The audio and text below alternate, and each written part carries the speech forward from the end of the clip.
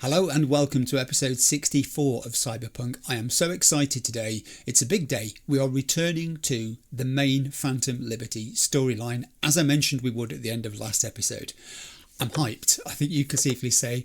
Let's do the housekeeping first, shall we? First off in the housekeeping, I need to tell you I've at last, huzzah, taken delivery of my first ever modern GPU. I said I would tell you when it happened, so I am doing.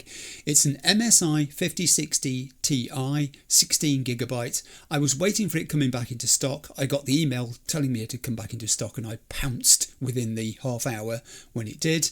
I haven't unboxed it even yet. I've got to install it and configure it and test it with loads of PC games which I already possess. There's lots of stuff to do. My to-do list is growing, as you can imagine, for the next week or two. The intention is that some PC gaming is going to feature in my videos going forwards, but more about that in due course.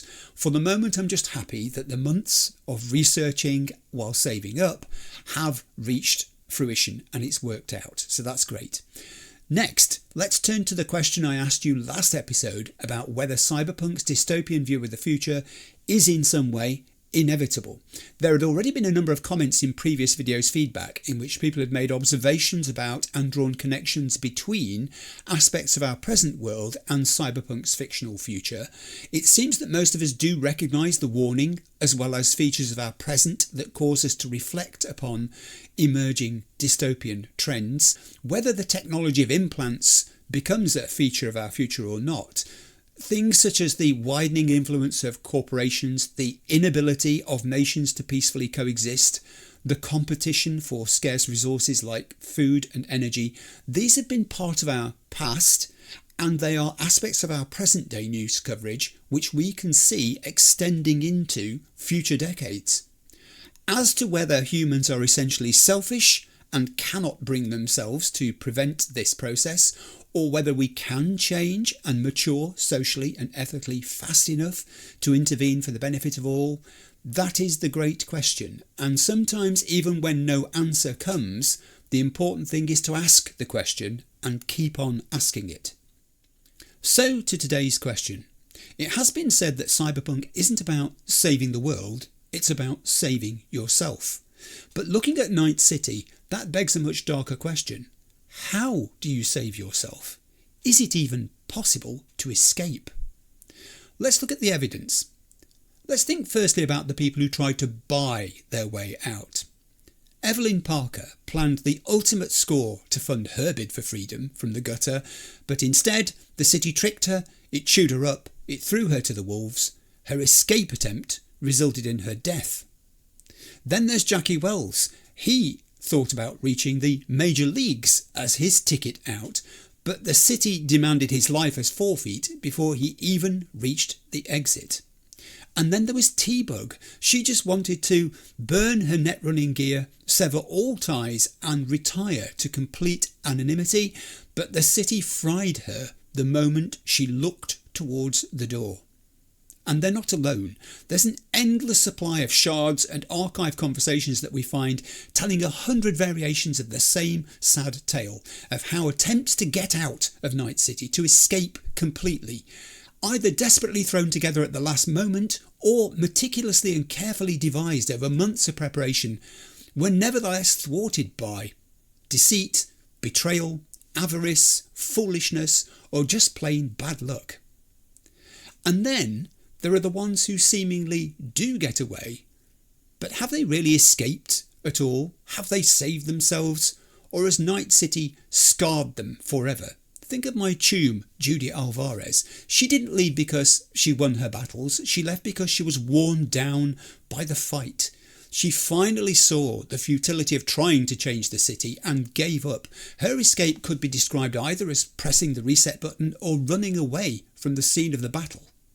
Either way, it was a move born out of personal and professional defeat and grief. Or take a character like Alana, driven to breaking point by the city's relentless demands, desperately seeking to repair V's old car in a largely under-resourced and poorly thought out effort to flee to nomadic life as a means of starting over, of escaping. Even Panam's enforced dalliance with the city, trying to make it there, ended in failure with its bittersweet consequences, and her decision to escape was not fully successful. Then you have the people who looked at the exit and chose to settle as a way of escaping. What did their decision cost them? Victor Vector escaped into the past. He stopped trying to beat the system. Now he stays in his clinic reminiscing while patching up the people who have been broken by it. Kerry Eurodyne has all the wealth in the world, but he's completely codependent on the neon-soaked corporation-funded lifestyle that has left him alone and feeling trapped in a mansion on a hill. Even his boat-burning gesture is little more than a tantrum rather than a solution to that feeling.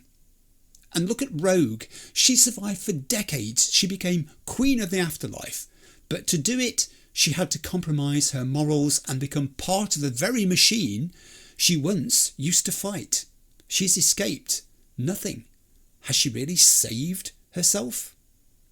I guess the ultimate question about this is, should I stay or should I go as a means of trying to survive? If you stay, you face the meat grinder, chasing a legacy that will probably get you killed. If you go just to survive, you lose everything you tried to build. You leave pieces of your soul behind with the things that you attempted to create or achieve. So let me ask you, if you were a merc in these shoes, what would you do? Would you want to stay and burn out brightly in the city as your means of escape? Or would you instead pack your bags for the uncertainties of a life in any other place? Let me know what you think in the comments. Now, before we return to the action, let's do a thorough recap of where we got to last time we were in main storyline mode back in episode 61.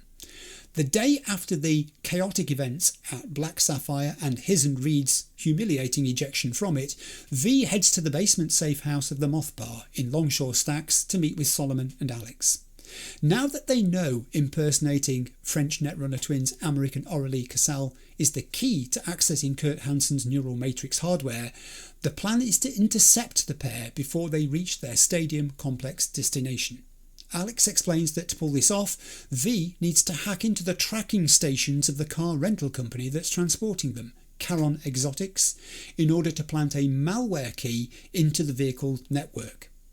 Reed and Alex also, after V has overheard them squabbling when he first arrives at the Moth, explain to him their plan for dealing with Hansen and his forces, this directive seemingly being attributed to President Rosalind Myers. Just as V concludes his business and steps outside the bar once more, Songbird contacts him via the relic. She upgrades his firmware, giving him 3 further relic points to spend, and asks to meet him in person at a secret location between 11 PM and 1 AM. After calculating how to fit Songbird in, V rests until darkness, then heads out into the night to track down the rooftop transmitters. The first is located near the Pacifica Serenity Bible Church, but after killing the voodoo boys guarding it, V discovers that hacking it proves ineffective. After reporting this failure to Alex, he travels to a second transmitter site and, with assistance from a business-savvy youngster, restores power to it before successfully downloading the precious vehicle data. V then dashes to make his rendezvous with Songbird, arriving with only 4 minutes to spare. It's a deeply personal, melancholic encounter. Looking out over the neon-soaked wastes of Dogtown, Songbird opens up about her childhood growing up in Brooklyn, her early days of net running, and also how Reed coerced her into becoming an FIA agent. She also admits the horrifying truth. She is the one who leaked the flight path of Space Force 1 to Kurt Hansen, causing the crash that kicked off this entire series of events. She explains that she felt she had no choice, believing it was her only escape from President Myers' manipulations and the agonising slow death being inflicted on her mind by the Black Wall. Feeling trapped between Myers, the effects of the Black Wall, and Hansen's deviousness, she begs V to help her escape, forcing him to weigh how far he can truly trust her. After the meeting concludes, V calls Reed to update him on the need to discuss Songbird's state of mind and the things she revealed to him. Also, while waiting for the downloaded car hacking data to process, Alex sends V a text inviting him to the deserted late-night Moth for a drink. V accepts, and in the quiet and dimly lit bar, he and Alex bond as they discuss her past. They talk about who they would want to be if they weren't killers and spies, drinking together and sharing a brief nostalgic dance to a song on the jukebox before V takes his leave. Reed then messages V to confirm that the rental car encryption key has been secured. He directs V to go to the clinic of a ripperdoc named Farida, informing him of the secret passphrase he will need in order to secure entry. On arrival at the clinic, V finds Reed inside waiting. A tense conversation unfolds in which the situation with Songbird, the nature of loyalties, and probable outcomes to Reed's proposed course of action regarding Songbird are all discussed. It seems likely that President Myers intends to lock Songbird away for treason the second she is rescued, and that, should their rescue efforts fail, Hansen will kill Songbird once her role in securing the neural matrix is completed. After V shares Songbird's intent to escape the situation completely with Reed, Reed expresses doubts regarding what else Songbird may be keeping from them. The FIA agent, trying to balance Myers' role in things with his loyalty to NUSA as well as his declared protective instinct for his old student, presents V with a secret weapon, an icebreaker module. He instructs V to slot this into the mainframe when connecting to Songbird during the neural matrix heist later. The device will safely render her unconscious so that Reed can then extract her away from both Hansen and the NUSA's clutches. He then intends to speak with Songbird and uncover the full truth of her actions, as well as quizzing her on any hidden intentions she might have. V climbs into Farida's operating chair. The ripperdoc performs a highly invasive surgical procedure, installing the behavioural imprint faceplate into V's skull. This will allow V to fully mimic the appearance, voice and biometric data of a Cassell twin. While under the knife, Johnny Silverhand appears in V's consciousness, warning him about the massive proxy war he's caught up in, noting that V is trapped between a woman playing a dangerous game for survival and a man blinded by rigid principles. V wakes up, steps out of the clinic with the identity-stealing cyberware in place, ready for the next stage of the plan. Okay, so today we're back into it. Buckle up, as someone might say. Let's go. Before we get started, one thing, I've got queued up in front of me the Phantom Liberty trailer. I said I would watch this at the start of the next main storyline episode because I've been asked to. I've been asked to watch it and do a reaction, I think it's called, to it. I've never seen a reaction video. Basically, I'm going to watch it and tell you what I think during it, mostly after it, I think, because I don't want to interrupt the dialogue and action too much. I have been asked way back in the comments section, since I started Phantom Liberty really, to watch this thing, and I'd held off and said I'd rather wait because I was concerned there might be spoilers within it. I've been told now in the comments section by a lot of people we're past that danger point in the main story. What happens here simply expands upon and fleshes out things that I know about from events and things that have occurred in the main story up to this point. On that basis, I'm really happy to get going. I've got a green screen with my webcam ready to overlay onto this because I can't use my ordinary sources and scenes. It's not set up this way. And I've got to get control back on this monitor in front of me, and I can press this and we're away. Cinematic trailer. This is it. Songbird? Trust me. You know I do. I know he used to.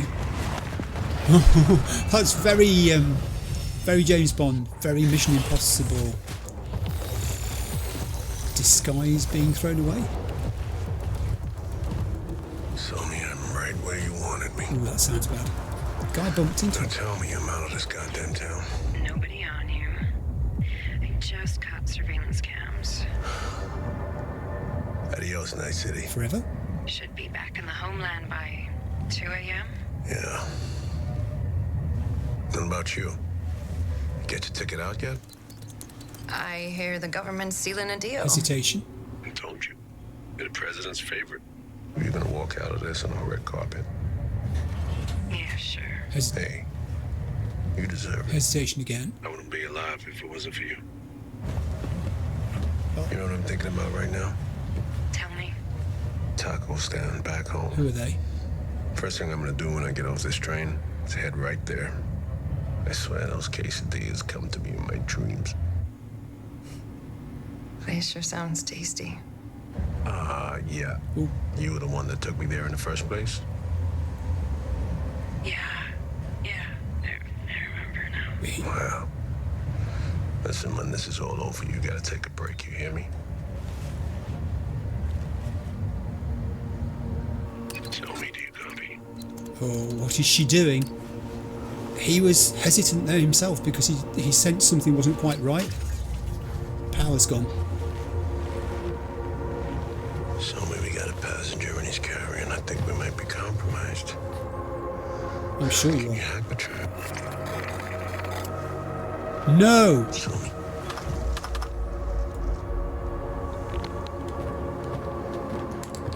Three?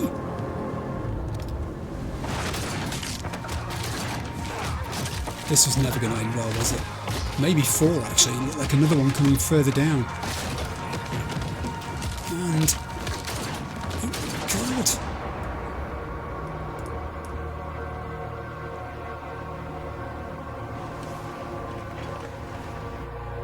God. She was very cool about that. Very cool.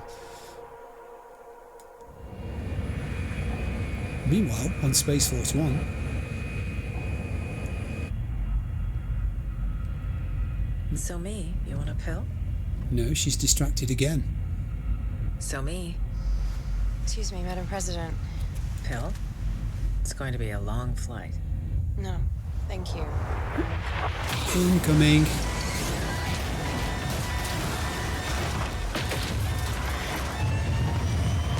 And the aircraft is crashing. I wouldn't be alive if it wasn't for you. Okay, we're at the end of the trailer. I'm going to stop it, obviously, and then I'll have a think, and I'll come back to you. That was a really intriguing trailer. I'm really sorry that I stopped to make a thumbnail, by the way. I could not resist making a thumbnail before doing this, but it didn't seem right talking about the trailer when I got a my sitting there. So what do we know from the trailer? Two operatives, Reed, Songbird, they're working together. It appears to be a covert operation because Reed got rid of his disguise when he got onto the train. They have an established relationship and a level of trust, the word was actually used. The conversation is familiar rather than entirely professional.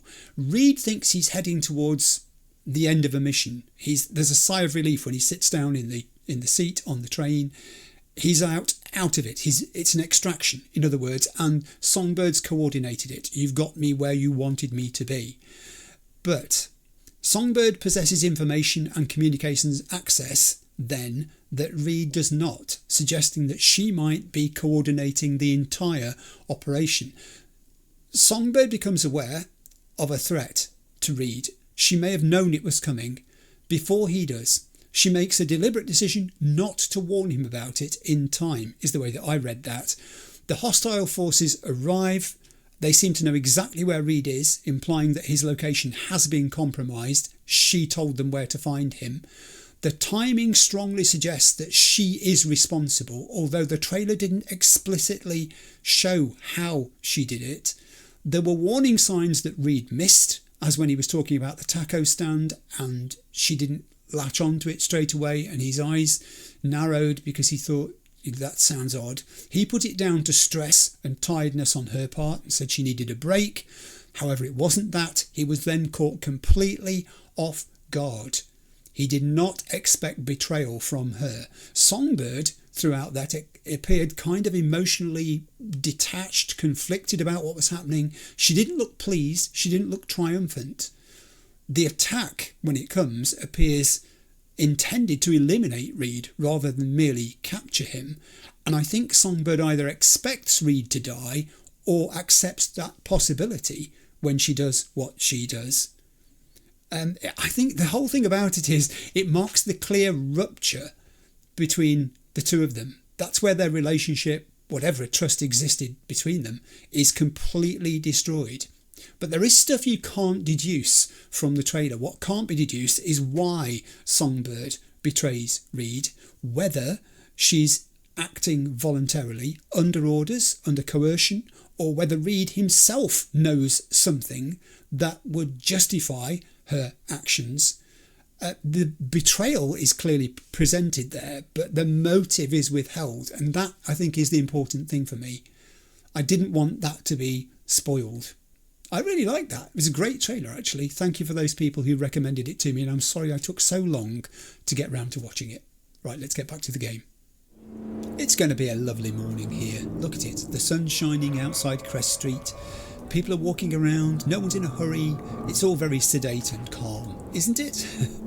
I've been to sleep, I've showered, I've been to a local drop point and reduced my weapons by selling and dismantling. All that good stuff. Right, before we set off, I need to show you inventory, because I've made a couple of changes. One is the grenade has been taken out of this slot in quick access, and I've put back in there, ready for use, because we're back in main storyline now, the behavioural imprint synced faceplate that Farida gave me. I'm pretty sure it belongs in that slot. It does mean I don't have a grenade for this episode, so we'll see. Also in weapons, I've got my plan B in slot 1, and I've got the Overwatch in slot 3 as usual, but in slot 2, making a new appearance, is Skippy, the tier 5 plus iconic very smart pistol, it should say there, which I picked up from the dead guy in the alley last episode. The thing about Skippy is, I just don't get Skippy at all. An AI gun, what could possibly go wrong? AI is such a hot topic at the moment everywhere, with people for and against it, and the notion of a gun that kind of has a mind of its own, I'm not so sure about that.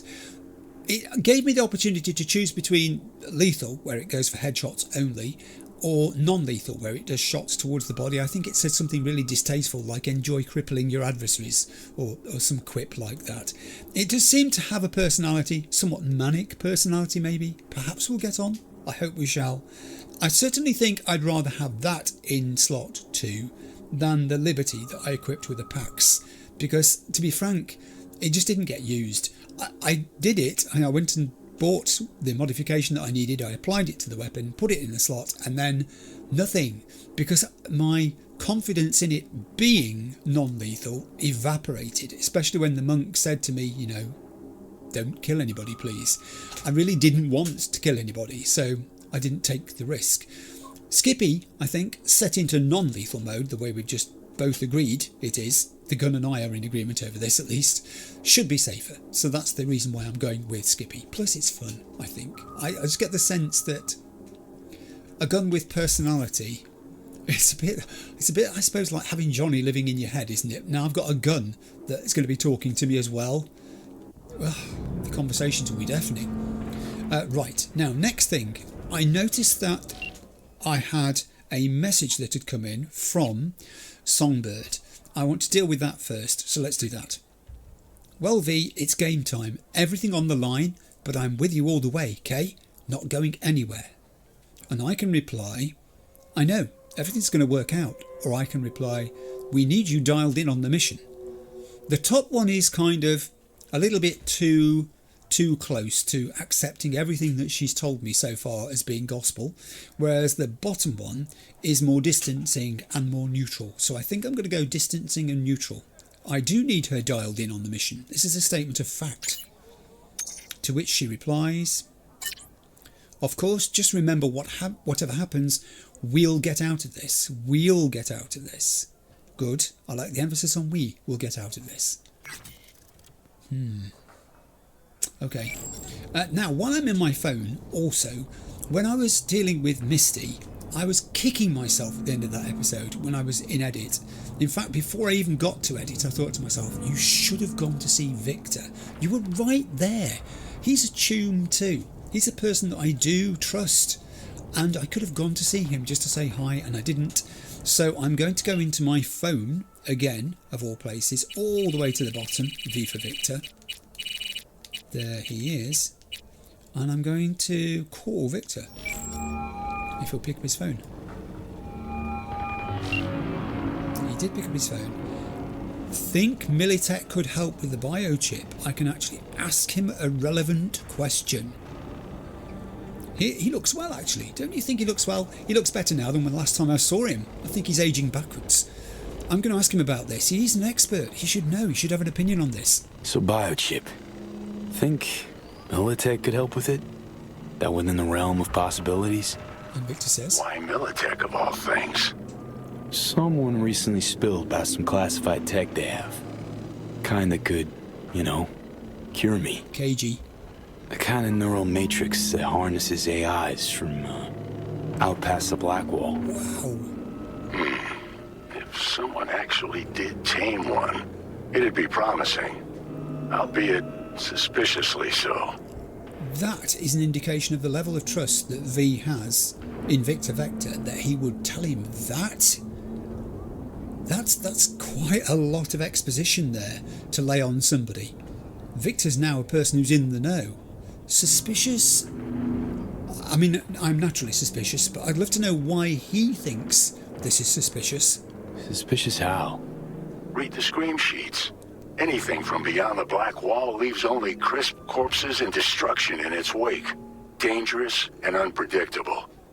Then again, I'm not privy to the wonders the dark wizards at Militech have at their disposal. He is so canny, isn't he? He has put together that impression of events here very accurately without knowing any of the facts that we've uncovered during our explorations. That is really quite clever of him. I'm very interested in his response to this one. Does he think that it would be worth me doing this? Am I on the right road here? Think it'd be worth a shot? I'd say so, sure. You need all the options you can get. Absolutely. Absolutely, that is the way I see this, and I've said it all the way through, that what V needs to do is keep as many of these branches open as possible. Any one of them could work out. And it doesn't matter if you've got 5 irons in the fire. Keep them in there. Keep them hot. That was terrific, Victor. I'm so glad you were in. Have a good one. See you around, V. I'm not going to tell him that I was literally upstairs talking to Misty earlier and didn't think of calling in to see him because he'll be furious with me. I want to go into my journal because what we're going to do next is to call Reed. I'm going to read Johnny's red text here. Let's do that first. So, plan is to dupe an ex-military international arms mogul in his own house. First, just got to abduct and impersonate a pair of pro-criminal runners specialising in the long-lost secrets of cyberspace. Sound too easy? Good, because they're making you do it from inside a locked trunk. Nova, right? Let's read about Solomon Reed. Solomon Reed. Solomon Reed is a sleeper agent of the Federal Intelligence Agency, FIA, and among the best agents in the NUSA's ranks. In his heyday, Reed could compete with legends like Morgan Blackhand, but he was never interested in being a one-time star and collecting medals on his shelf. People like Reed look for something greater than themselves, and he found it by serving his country, no matter how dirty the work. His dossier includes thwarted assassination attempts on important figures and successful negotiations with kidnappers, but also blackmail, sabotage operations and coups in South American republics. His last mission? To build a network of spies in Night City during the Unification War. In 2070, when the conflict became a lost cause for the NUSA, Reed's cell was disbanded and he dropped off the radar. Though he no longer reads the morning report with his breakfast, for 7 years he has been waiting for one particular phone call, a call that just came in. That's a very interesting assessment of him, that he found something greater than himself to serve his country, but no matter how dirty the work, no questions asked. Now, and that's worrying, because that means he sets aside his personal ideas of right and wrong and morality in order to achieve something bigger. I'm a little bit worried about that now. I have got to call Reed. I'm heading into my phone. Let's make the call. Hey, procedure's a wrap. Good. V, I hope you're not feeling too raw post Farida's work. It's time to intercept and supplant the netrunners. Yes. Just one hiccup. Our access to Karen Exotics was cut. They must have discovered us. What? Wait, seriously? So we lost him? Not entirely. We know they were last in the city center. Headed our direction. Find a vantage point near the entrance of Dogtown. You'll grab a trace on the runners as they drive to the meeting. So all that work we did with those transmission towers and getting access codes and was all for nothing? Okay, where have I got to go, map? The map is showing me the location is not far away. We're going to walk. The Dogtown entrance. We'll walk to the Dogtown entrance. And while we're walking, we'll talk about some stuff. I have got so many bits of paper on my desks here. I say desks because there's more than one. Oh yeah, first thing, let's do this. The reason why sometimes there are more videos in the list on YouTube than are on public display.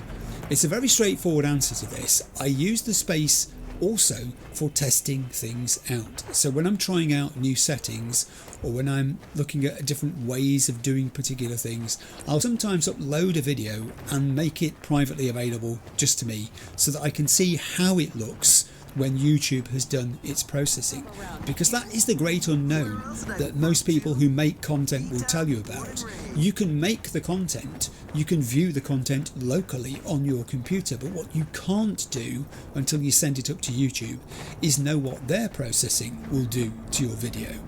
So quite often I will do this. I'll send up sometimes an entire video and make it private while I look it through and check to see that certain things I was questioning and wasn't sure about look okay in the finished video. Sometimes I'll leave it there and then eventually turn it into the publicly available version that you guys get to see. Sometimes I'll, in the process of looking through it, think about another little tweak that I'd like to do, and I'll make that tweak and re-upload the video so that there are, for a short time at least, 2 copies of that video up there, both of them private, but one which is going to be made public in due course.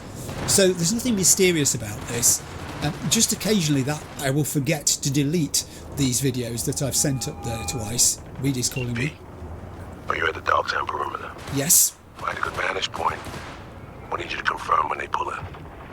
Find a good vantage point. I've got the most circuitous route you've ever seen, and I think it's just sending me up there where the marker is, so I'm going to go there. So yeah, that was something that came up in the comments recently, which I thought I'd just mention. It's not anything mysterious. I'm not withholding content from you at all. It's purely for me when I'm testing stuff out. I do actually have a branch inside my playlists called testing, which sometimes I use for that as well, but other times it's just easier to use the actual Cyberpunk list itself and plonk the content in there. This is where you've sent me? No, I don't want to stay here. Climb. It's a bit dangerous up here, can I just say. There are some people about. I'll just have a quick look behind me to make sure I'm not walking into anything untoward. Oh, hello. What have you got on the table there? Ooh. A dab umbra. I'll have that. Thank you for cleaning it for me. Oil rags, various tools. Excellent. Oh, hello. Oh, hello. We've got a load of ammunition. My heart just sank. No, surely not. Ooh, sniper ammo. Hello, drone. That was not very clever of me. That drone could have taken exception to me pinching that stuff then. I think we're okay up here. I think we're all right. It is a weird place though. I could see why he said find a vantage point. This is a vantage point. There's a yellow ladder there. Can I climb that ladder? Yes, I can. There's some more stuff in here. I mean, it's not great quality wise, but also I keep standing on something which is making my screen jump. Heavy ammunition. Handgun ammunition. Let me get out of here. Ooh, that's better. I'm with you on that, V. Right, I'm going to take position on this here vantage point, because this is where he's told me to be. It's certainly a vantage point. I have a good view of a crossroads down here. Why have I never noticed this vantage point before? I'm here. I'm right there. I've got to wait. I'll go and wait. Don't fall off the edge. Don't fall asleep. Don't drop off, in other words. Again, Reed. Okay, now I'm gonna need you to confirm a visual for me. Yep, Scan the vehicles in your area. One's bound to be them. there aren't any. There are no vehicles. It's wet. Everyone's at home watching TV. They're binging box sets. Oh, hello. No visual on our targets. No, this is an Alvarado, which features when it lets me scan it. Wait. Features surprisingly responsive steering thanks to its dual front axles. Oh yeah, that was surprisingly responsive steering as it went round the corner. Scan vehicles at the intersection. I'm not being funny, but literally, hardly anybody's here. See a convoy. Hansen's goons. Doubt the runners would have a security escort, though. I'll keep watching. That's a very good point. We have a durable, long-lasting Colby what? Barghest Thornton, which is like an unexploded bomb from the First Corporate War. We'll let that convoy go. That's a pretty heavy convoy, isn't it? Additional support for the stadium, most likely. Yeah, could be. Car? Clean so far. This is an Archer Hella ECD 1360. The first unit rolled off the assembly line in 2023. Notorious for its low quality. And another one. Now they're coming thick and fast. What's this one? Thornton Mackinac MTL1. Obligatory addition to every country song. The truck even has its own museum in the backwoods of Tennessee. But it's not what I'm looking for. This is not the truck I'm looking for. And another one. A Cortez V5000 Valor. The car's formidable engine accelerates in a flash while its reinforced body, created in partnership with Militech, ensures a great sense of safety and security on the road. Not the one we're looking for. No sign of their ride. Oh, was that supposed to happen? Oh, now Got a traffic's total Cortez blocking the road. going to pile up. Traffic's piling up. I just said that. Car's basic, run of the mill. Definitely not them. Yeah. It's neither of these. It's not the Columbus Freight, was that? Yes. It's not the Colby Butte delivery truck. Can we keep looking? I am looking. Most of them are coming up the hill from Dogtown itself, I think.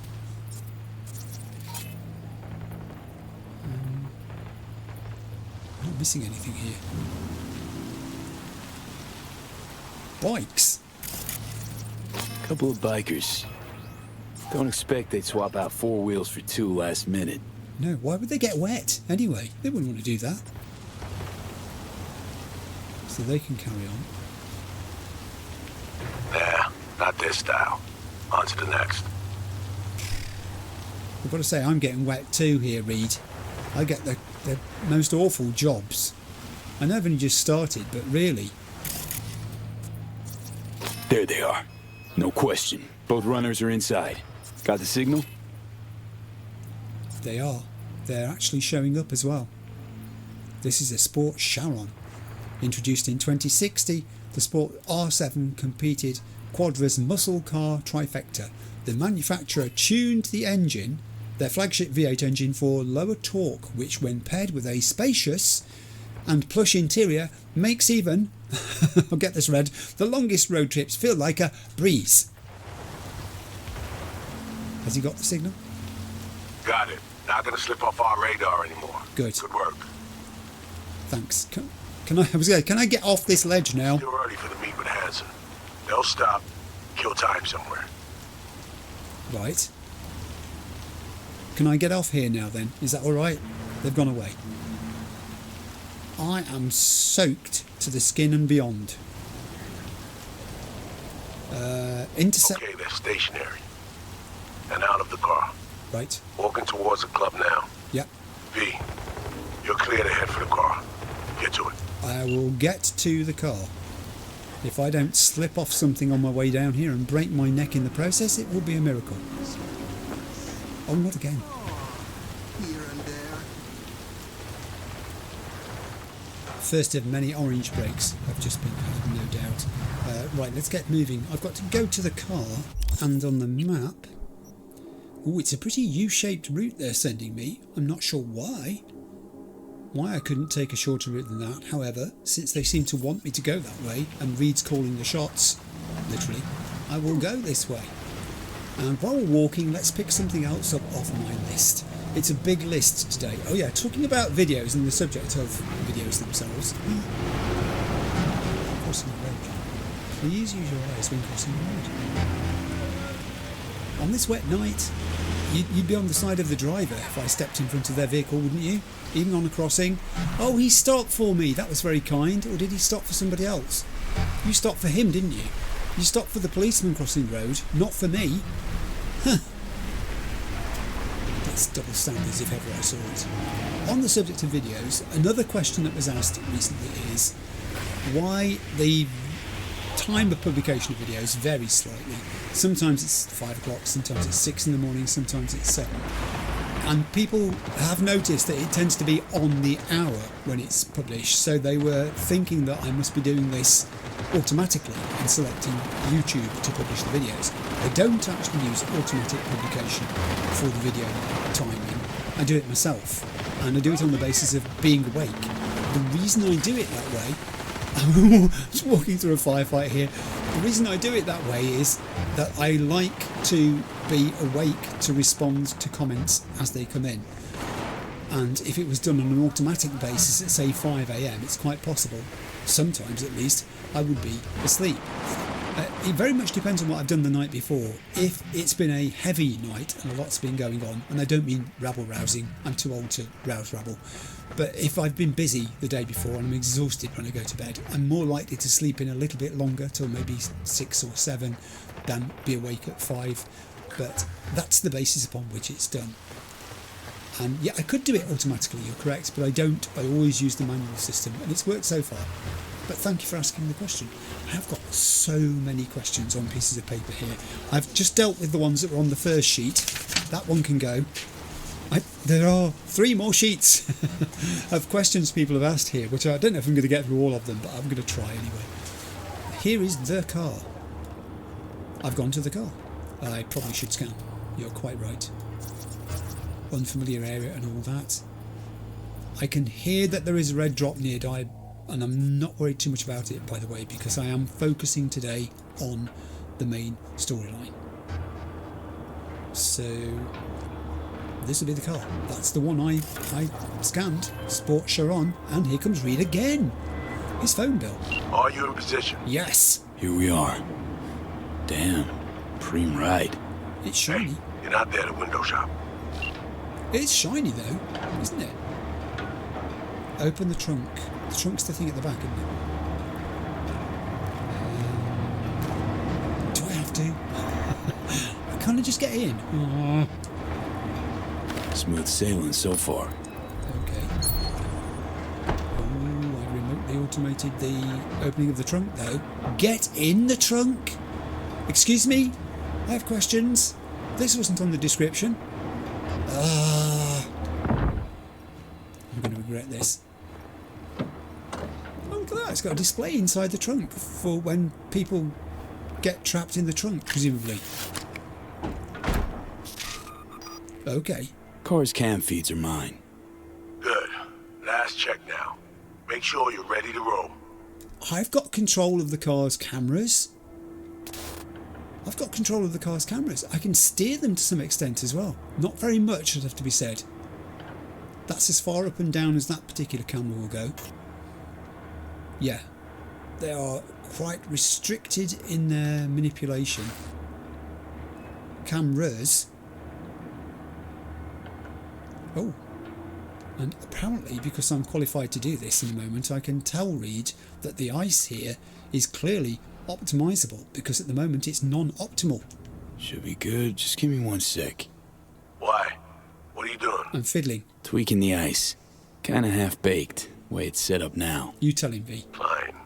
Just no unnecessary risks. You see, that is quite clearly Reed talking, isn't it? No unnecessary risks. Give me a second or two just to look at this. It doesn't look too complicated. Back in a moment. Okay, I think I've got this one. Here we go. I'm going to throw the first one away.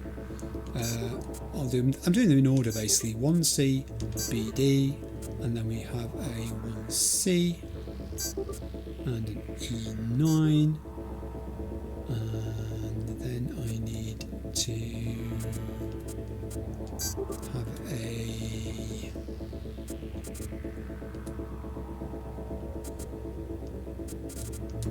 And done. BD. Not bad. Now, we wait. I was nearly lost there. I was nearly lost there. He's back. They're about to get in. Time to focus up. Wait for the right moment to take control of the Kurt car. Hansen, tu l'as vu, non? Il était grave en train de me relooker au saphir. Aurora, such a high opinion of herself. Switch cameras. Oh, there we are. We're off. Oh, I like the cameras. I like playing with these. These À moins que ce soit cette putain de gueule de bois. Oh, ça tourne de partout, dans tous les sens. T'en penses quoi? De Hansen, je veux dire. Okay, V, take control. must I? I'd rather listen to their conversation. I'm going to listen to their conversation. Hold on. Eavesdropping a bit. Could get interesting. Yes, as long as I can. I will. Oh, il a foutu le feu au cul de tout le monde quand il a abattu cet avion. Le risque est élevé, oui. Mais ce travail paie bien. On fait notre part. Ensuite, on disparaît. Oh, putain de gueule de bois de sa mère. Language. Il a fallu que tu fasses ça aujourd'hui. Je t'avais dit de pas ouvrir cette dernière bouteille. V, you copy? I'm fine. It's all right. Yes, just chill. Take a chill pill. I'm not overriding it yet. Chill. Just wait. T'en penses quoi? De Hansen, je veux dire. Je l'ai vu parler au chef de la police et lui donner une petite tape sur la joue comme un chiot. L'autre n'a pas bronché. Et il m'en fallait pas plus pour cerner le personnage. C'est un enfoiré coriace et un homme dur. Il survivra à tout ce qu'ils lui balanceront. Ouais, dur, juste comme je les aime. Ils ont de l'endurance qui va avec. V, clock's ticking. Yes, it is. However, they're still talking. I haven't got to do this yet, so I'm not going to. In a sec. Ah, au fait, le mort, Slider. Est-ce que t'as appris quelque chose sur lui? Il avait volé tout le monde autour de lui. Son propre gang, Hansen et quelques pauvres types aussi. Ça lui avait rapporté un petit paquet. Je t'enverrai un fichier tout à l'heure. Je le garde sur ma mémoire secondaire. Okay, I'll take control now. Back in the car now. La voiture. I've been told to. Quelqu'un en a pris le contrôle. Emmerich, sonne l'alarme! On a besoin d'aide! What have I got to do? Drive Je to vais the meeting. localiser le vecteur. Ok, une seconde. C'est Oh fait. gosh, there's a clock. Putain, allez! J'essaie de reprendre le contrôle! There's an actual clock. They didn't tell me I was going to do this. Reed, you've been holding back from me. Good Lord. Is that where I've got to go? That's not fun. What just happened to the car? V, report what's going on. They're playing defense, and they're good. I haven't got control. I don't have control. I've got control. Turn round. J'arrive pas à la couper. Watch out, everybody. Ice integrity at 68%. This thing's going down fast. But thankfully, it's not far. I think we've made it. Putain! We made it. We haven't made it! You're kidding me! What? 500 more meters? Man, this is stressful. Which side, which side, which side? Look out. You should driver? Just fucking stupid. Look, I'm on a timer here with 37% integrity. I think we've made it. This is better not do it again. Garage. I see a garage. I'm going in here. On est coupé. Mais merde! Quoi? Putain, qu'est-ce qui se passe? non. You are...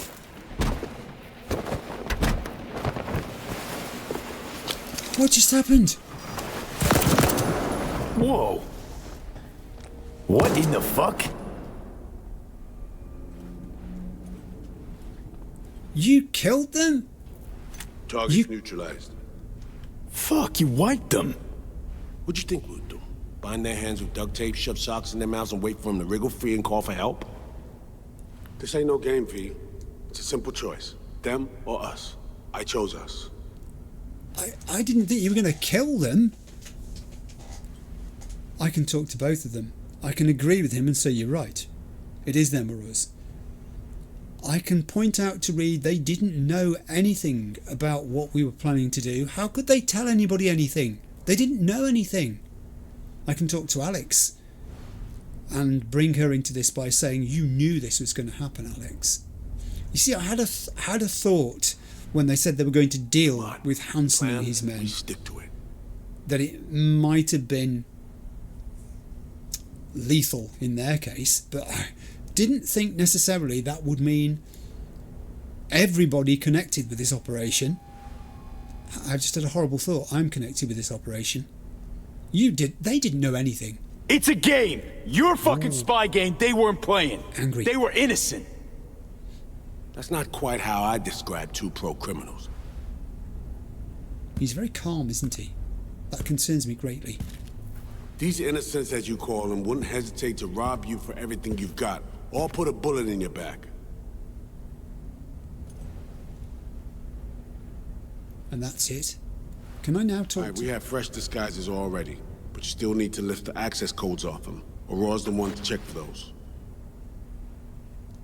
It says download Cynosure mainframe access code from Aurora, but it also says put on the Netrunner's suit, which I'm guessing, since that's a suit container there, is the suit. I can talk to Alex. Alex. Wow, there's a picture. There's a picture. Now you're going to have to excuse me here if I take a little photograph, because I'm going to. What's up? Shush. I'm going to drop V out of things, so he's not there. I'm going to change my depth of field to being off completely. I'm going to put my field of view in to say 35-ish, which is a number that I've been advised before is good. And I'm going to kind of frame this. I'm sorry to be doing this now. Please forgive me. It just looks so good. That's going to make a terrific slide. Click. Like that one. Like it. Don't think I'll use it as a thumbnail, but it'll make a good slide. Exit. Hold up. I need to talk to Alex about what just occurred here. Are you sure she's the one who's got the codes? But I'm also... No, I want to do the this feels wrong. Let me do that one first. Ugh. This feels so fucked up.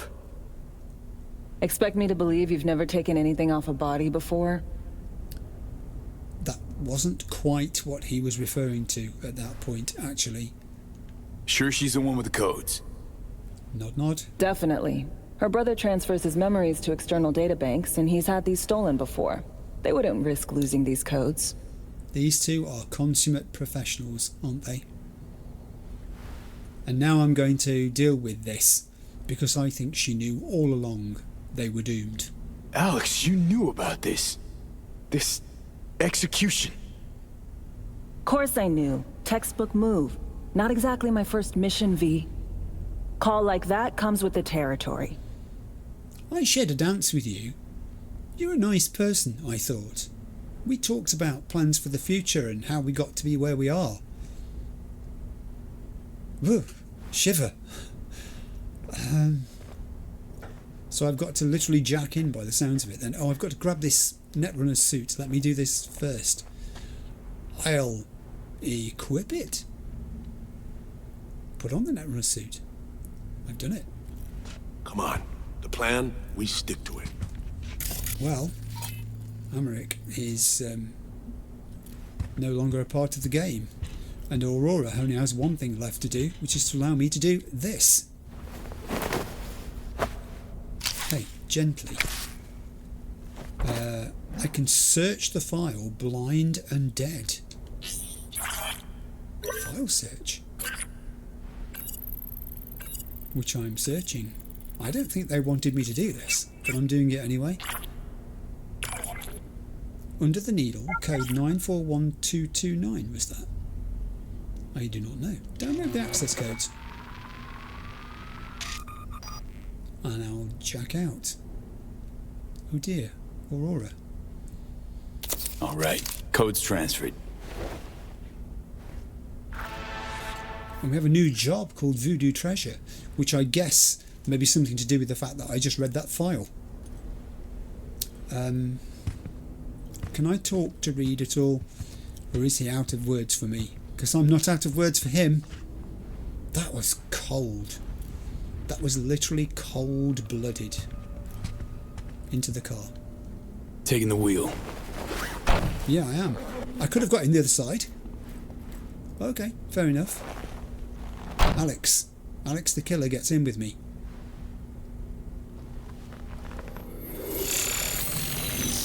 Whoa. V, behavioral imprint, now! I've got to activate my behavioural imprint. Good job I'm wearing that mask that Farida gave me. So now I don't look like me anymore. I look like Amrik Cassell. This is like Captain Scarlet and Mistrons. But first they must destroy. Oh shit, my voice. Oh, nice. I don't even sound like me. Oh, I'm going to look in the mirror. Is it the drop-down mirror? Hang on, that's me. What the hell? Prim, right? Give it a whirl. Introduce yourself. This is so weird. I mean, I looked at Amrik Cassell, and I still can't see. I can't unsee V. You know what I'm saying here? I'm going to ask the bottom question first because... but will it stop me asking the middle one? I'm going to do the bottom one first. Introduce myself. Look at us. They'll know who we are. Ah, but you got to practice. Not that easy being somebody else. Got to walk before you run. A cliché, I know. But just do it. Who are you? Well, I'm going to tell you I'm Amrik Cassell in a minute, but before that I'm going to compliment the astonishing impact that this tech is going to have on my life. Chop, Emmerich. Because somebody with this facial implant, if they could retain it, that is, and get access to the tech they need to impersonate anybody else, could be anybody else. Must do more than morph your face and voice. Gotta alter your biochem makeup, affecting behavior. Peeps are little more than the brain chemicals that make them up. Got it right. New hormonal cocktail. Wow. This whole thing is next level. Okay, here goes. Emmerich Cassell. That it? Well, yeah. It was pretty good. Well, sounded like him at least. It can feel like a real trip at first, but you'll get used to it. Take a sec, collect yourself, then we move. Hansen's waiting. Alex, it just hit me. This'll be our last stop together. I haven't forgotten our deal. Maya's greenlit it. A diplomatic mission. No end date. Call it early retirement. Oh. Thanks much, Reed. She's actually going to get her way out of this. I'm going to speak to Alex first, in the persona of Aurora, obviously. Ready, Aurora? This is... Fucking bet I am. Tech's a natural fit for you. Sound just like him. You sound just like her. Reed, who appeared at the window unannounced. Is he nervous? Would you say that was the face of a nervous man? I can't decide. Any pre-op jitters? Kinda, I guess. But... hearing a butt in there. It's just, more than anything, I miss this. Oh no, I'm not going to start feeling sorry for you on the basis that you're nostalgic for your former life. That would not be good. You've got to try and set these things aside, haven't you? You have got to try and set them aside. Let's Get it go. together, Okay, you let's get to it. two. All right, stadium then. See you there. Stadium is where we're going. Am I driving? Apparently I am. Drive to the stadium, it says. And the job, I've seen that face before, is complete. Does that mean we have a new job? Or I can control the car? I've got to go out the way I came in, I guess. New job, Firestarter, track job. I want to just address something that has come up a number of times in the comments as well. This isn't actually on the list, I've just realised. Don't reverse into there, it's a very expensive car. And some people have said, are you making manual saves? And they're saying it because they know stuff is coming up, I guess. We all know stuff is coming up, I just don't know what the stuff is. But they know specifically what stuff is coming up, and they're saying make a manual save, make a manual save. I do make manual saves. I do them on a safety basis more than anything. Also, I do them at the end of episodes so that I know where I've got to, so I can easily address where I'm starting from in between episodes if I need to go places and reduce weapons and relocate and all that stuff. I know where to pick up from. But yeah, I get the point about making a manual save. I have said already I don't intend necessarily to explore every possible outcome to the game in my first playthrough. I'm quite happy to have a resolution to the storyline, and then in the next playthrough explore other resolutions. And it may be that I will do more than one in the second playthrough, but we'll see how that works out. Right, drive to the stadium. Let's pick something else off my How list. about a little refresher before we arrive? Oh, okay. Remember? Name's Americ Cassel. Let me let you in on my secret about how to be someone else. Ask Tell me. yourself 3 questions. Yes? What do they fear? What do they want? What's their deepest secret? Maybe I'm not going to be able to talk to you. It sounds like we might Got be that? Don't chatting. answer now, just something to keep in mind. And be him. Be him. There's a car behind me that So, keeps Emeric, tell me, your thoughts on Hansen? trying to overtake me. I'll go with the bottom one, I think. Saw him talk to the chief of police, pat him on the cheek. No complaint, nothing. Told me all I needed to know. But he is a tough bastard, a hard man. He can survive. Impressive recall. Not to mention solid roleplay. Thank you. Thanks. Role-playing is my thing. That car behind me was really annoying. Can you see it? It keeps trying to overtake me, but not quite managing. I don't even think it will overtake me if I pull to the side. Is there anything mysterious about this car? It's got me really spooked, as if it's tailing me for some reason. Because if it is, it's making an awful job of it. We are here, drive to the stadium. The next thing on my list is going to have to wait, because I didn't realise I was going to be chatted to while we were have driving. arrived. The Hound's Den. Great, that sounds fantastic. Not at all scary. In position. Ready for the next phase. Talk soon. Thank you very much. It's good to know. I'm just going to stop here for a second and check my journal. I can't check my journal. It won't let me. I was just thinking we might have some new red text. But apparently I'm not allowed to do that yet, so we've got to move in here. My behavioural imprint is active. Good. Parking space. Park.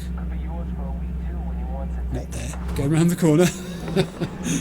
I saw the space and I thought, wouldn't it be great if I could park neatly in a space? That's been me though, isn't it? If you give me a neat option, I will take it nowadays, particularly. Maybe initially when I started the game I was a little bit Stop your vehicle. Prepare to have it inspected. less likely to do so. I'm being inspected. Wait. You are good. Come on through. Super duper. That barrier's going to close behind me, isn't it? Some Euro trash are coming to see Colonel. It's true. They're already here. Euro trash here. Like the book. Eurotrash coming to see Kurt. In a good way. Eurotrash in a good way. What on earth does that mean? We are Let's go. Park. now here. I'll practice my parking again. Let's see if I can do Before we go in, remember, he wants something from us, not the other way around. Yes. We are here to sell him Cynosure mainframe access codes. Got it. Stick to the facts, know who you are and are not. I can read the dossier to display important information about my netrunner that I'm impersonating. Hansen awaits us. Okay, so Americ Cassel, Project Cynosure, notes, transfers his memories to external storage disks. His memories from 2023 to 2073 to 2075 were stolen. Employed at Petrochem from 2072 to 2074. Treats his body like a temple. Avoids substance abuse. Classic car collector. Highly allergic to strawberries. Wow. And I can call that up at any time? Fuck, let's do this! Yes, I can, apparently. Okay, let me exhort you, Aurora, to have clear eyes. Clear eyes, sharp mind, Aurora. Yes. Listen to your brother. She's gone without me. I can hear her walking away. Where'd she go? There she goes. Follow Alex. I mean, Aurora. Don't... We're doubling up at every post. Believe that? Something has Hansen all tense. Really? Yeah. Hansen and Murphy both, man. It's contagious. I feel tense too now. I wonder what's going on. Those two don't scare easy. That's so interesting. Is that to do with their European visitors, or is it to do with the fact they've picked up some intel, because we know he's hot on intel? He knew about Reed and V at the party. Gosh, these guys are fully featured. That's a weapon you've got there, my friend. I wouldn't want to take them on the way out of here.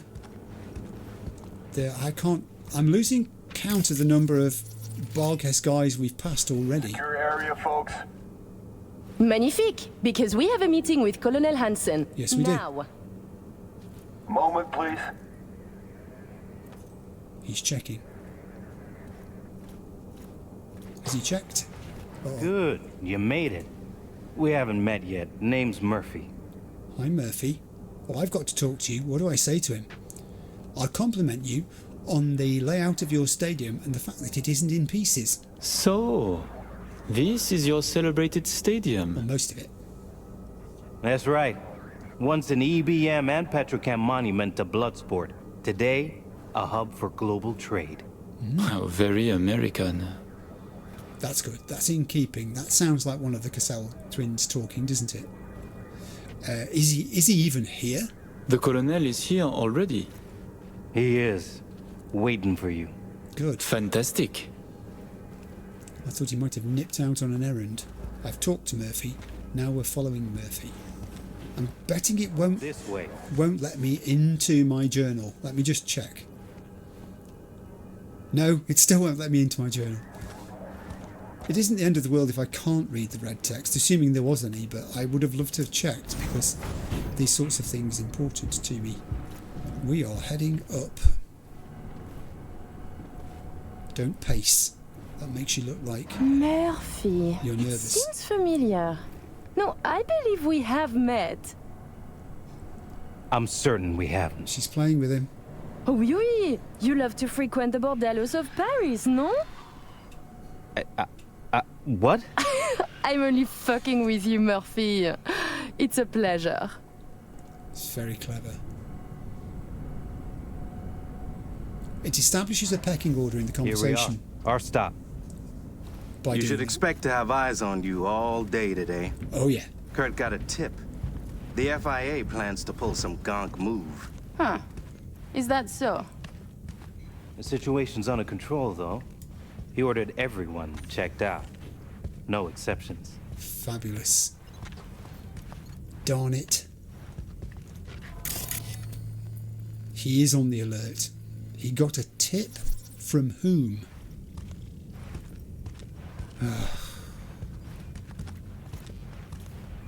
What is it they say? We're going to be lucky to get out of this alive. There's a gate there. There are so many Barghest in this place. Why am I Got our surprised? people manning the whole stadium. Drone-aided scans providing surveillance support, too. Need you to leave your weapons here. What? I don't do that. Oh, what was the point of choosing a loadout if I've got to get rid of all my weapons? Next, we'll need to run some ID scans. Joke around as we might, get along as we do. Ultimately...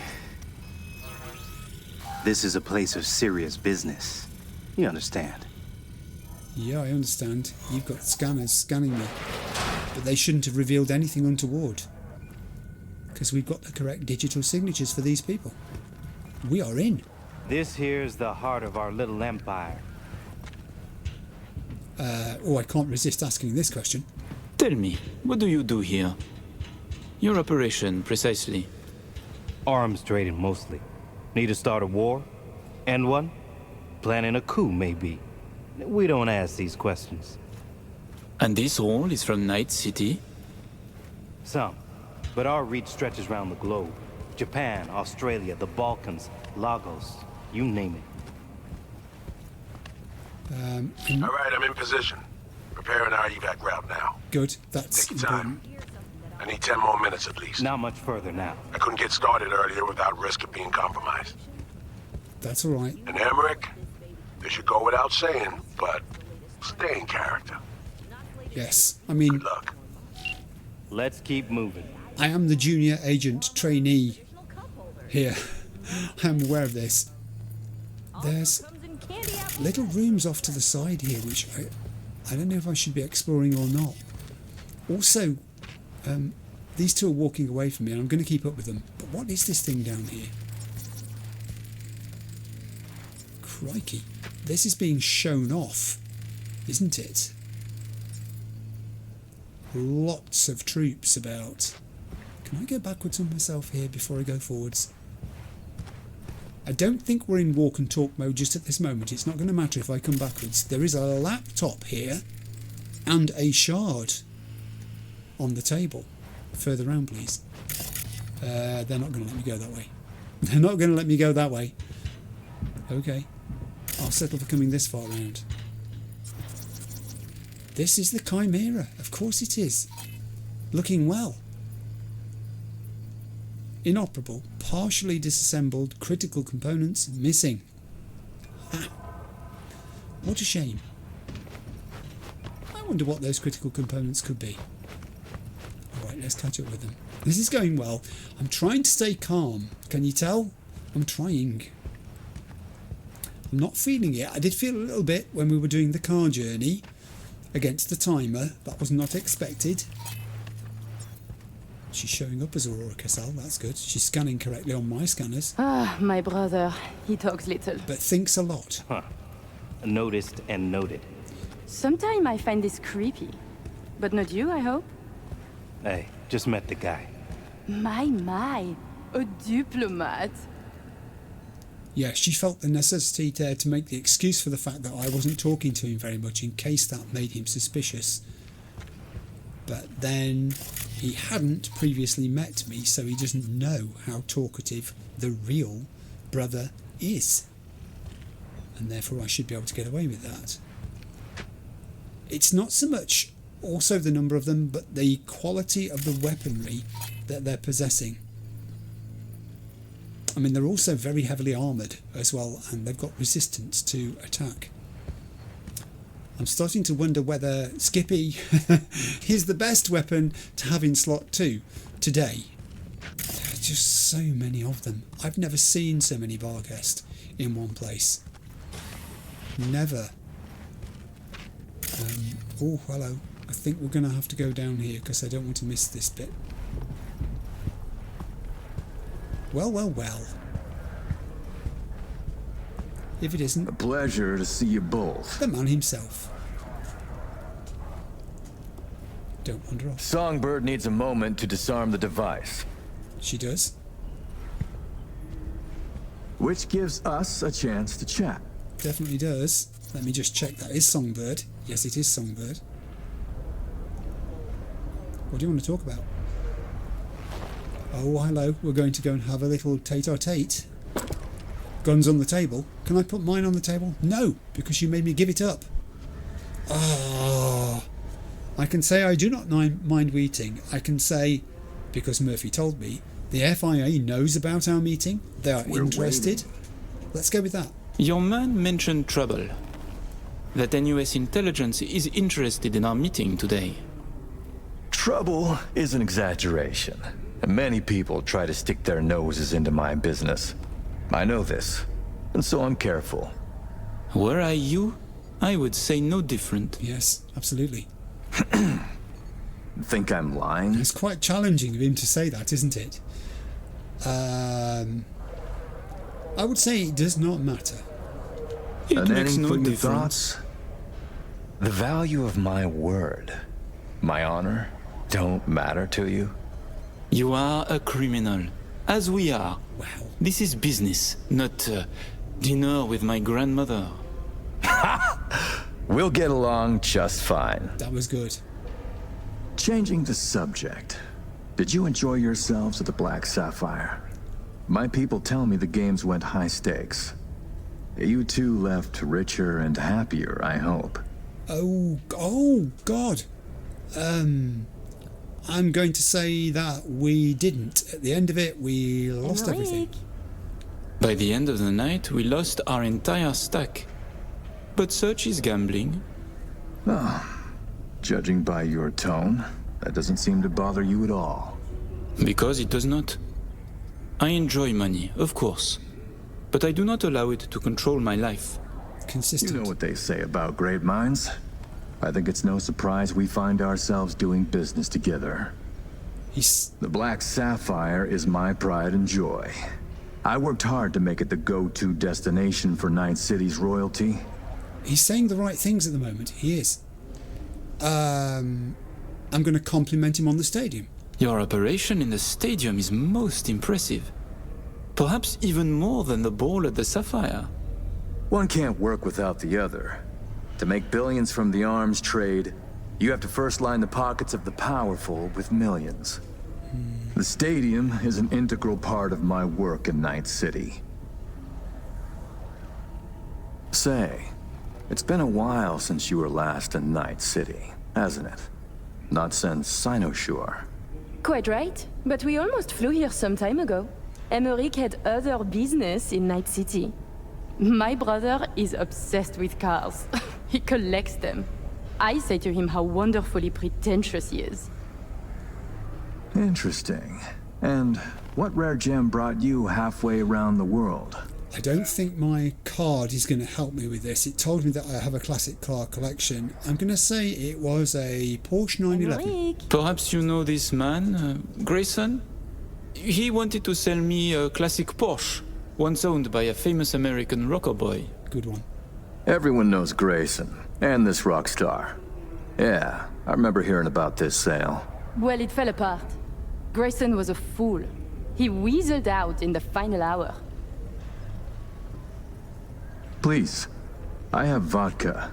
Help yourselves. I treat my body like a temple. I avoid substance I'm sure abuse. you never put pleasure before business, but I insist.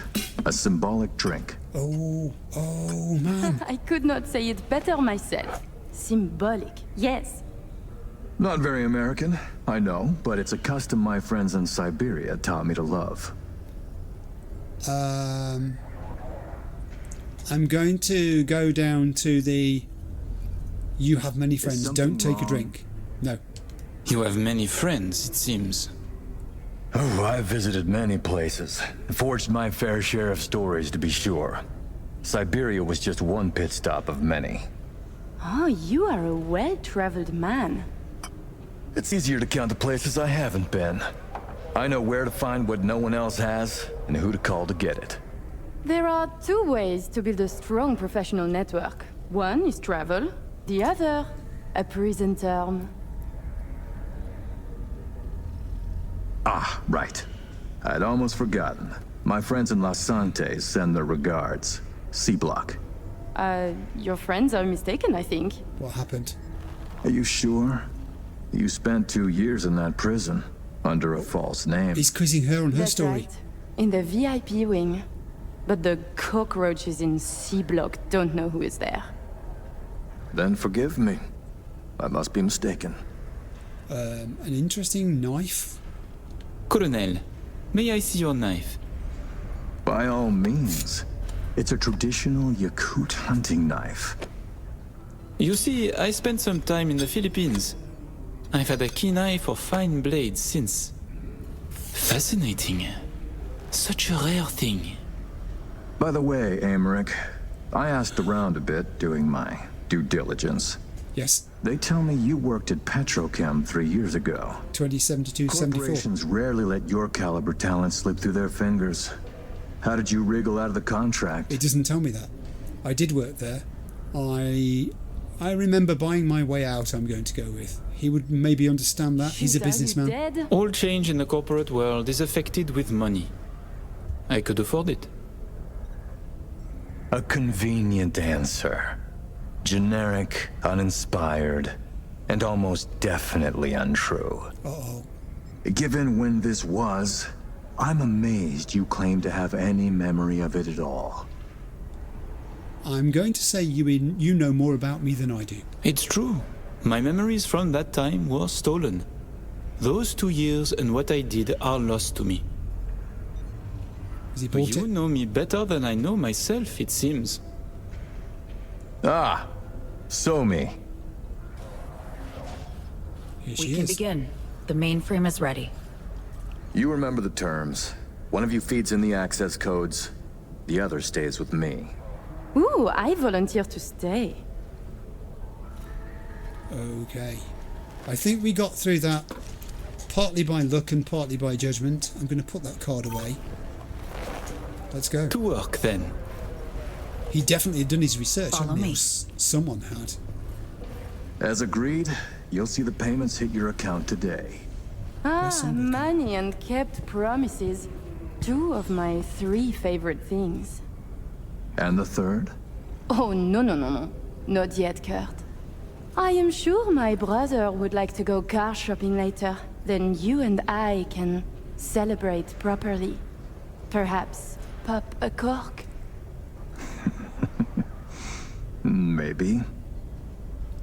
I wish I hadn't stood around for that conversation. Songbird is faithfully waiting for me in the doorway over there. I'm going to go and join her. I think we got through that okay. I think the card did help. There were parts of the story which didn't fit entirely, and I think I took a wrong step when I said I remembered buying my way out. But never mind. I think he believes we are who we are supposed to be. I think.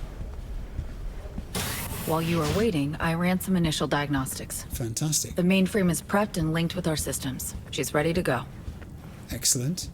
I would expect nothing less of you. You know, he created this lab especially for the occasion. Really? Tens of millions of eddies invested for your visit alone. That's Kurt for you. Wow. Demonstrating his richness, I guess. I have a plan in place for once we secure the neural matrix. Yes. I'll hack the local net, override its defense systems, turn the whole stadium hostile. We'll slip out in the chaos. You turn the entire stadium hostile. That's not just about you and me then, is it? But how many would die? They'll die so we can survive. Live. Oh, look at that thing cutting the I shielding managed to off. simulate the mainframe's native environment, the bunker. It'll be ready for the access codes in a moment. Listen, V. All hell breaks loose in 2 minutes. When Hansen flatlines, we haul ass. I'll block access to this room. Alex and Reed are minimizing risk and exfilling early via the route. Here she is, in all her glory. Oh, and don't worry about us. Got that sorted already. Check stadium blueprints, know which way to run. So, shall we? Short answer, yes. Long answer, I want to look around this room before we do. Just hang on a second. Let's start here, because there's a laptop right behind me. I may not have the chance to do this again, so this is the opportune moment in which to explore it. I paused there for a second to look at those 2 lights and if there was anything I could do about them, the ones that are shining on the screen. I can't without causing chaos really, so we'll soldier on, it's not too bad.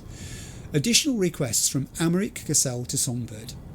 The environment in which we will conduct our work must be prepared with meticulous detail in mind. Air humidity 50%, room temperature 19 degrees Celsius, neutral lighting akin to natural sunlight at midday but with dimming functionality available. Also we will need 12 bottles of still spring water, 6 at room temperature, 6 chilled, scented soy candles, preferably sandalwood, moss and lavender, 2 bottles of French white wine, fresh flowers, preferably arranged in vases, an assortment of chewing gum, and of course, clean towels.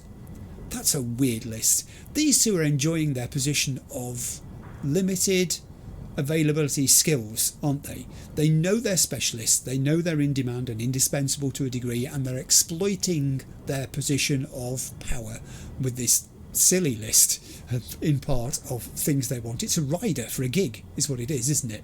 We know their opinion of Hansen because we overheard them talking in the car. We let them talk. So let's see how Songbird replies to Amric about this.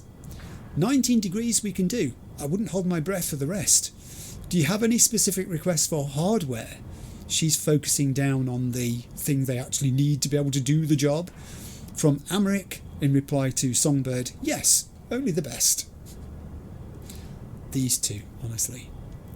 Then we have connection to Stadium Local Net from Jago Zarbo, I can see his name further down, to Songbird. I've been informed you wish to be connected to the stadium's local net during your work on the mainframe. Is that really necessary? I fail to see the benefit. And Songbird replies to Jago Zarbo, if we experience any unexpected feedback, we need a buffer to absorb it. If we don't, we risk lives. By working in isolation, I have nowhere to redirect potentially catastrophic threats, both to ourselves and the mainframe. So I wouldn't call this my wish, so much as a condition for my cooperation. Without access to the stadium local net, I refuse to begin my work on the mainframe. Jago replied to Songbird, you do understand this violates our security protocol? Oh yes, I think she did. I think she understood that very well, actually.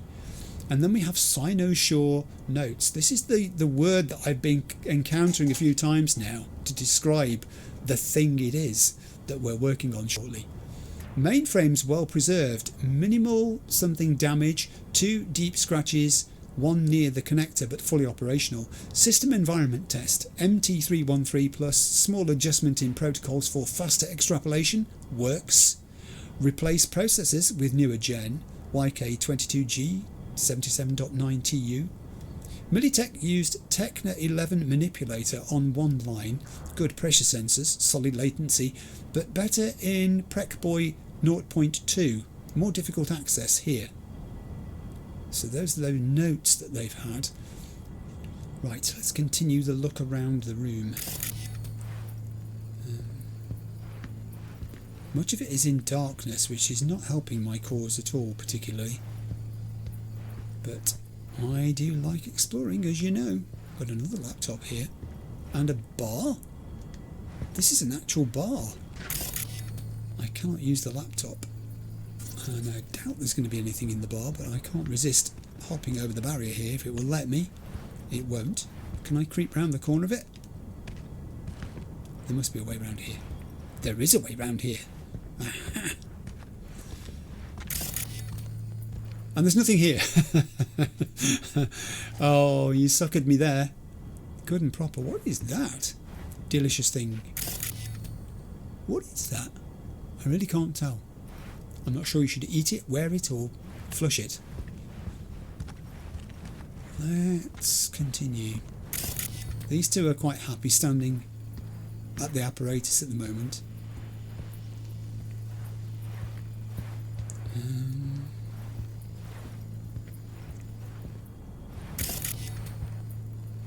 It really is dark in here though, isn't it? There's a lot to be said for lighting in these sort of situations when you're trying to scan. I think we've got everywhere and everything there. Having said that, do you know what I can do? I can come and explore up here. I found myself a shard. Before we do this, let's see this. Archive conversation, Abner Williams and Anne Tremblay. Abner Williams, hey, can I file a request to move those robots someplace else, like semi-officially?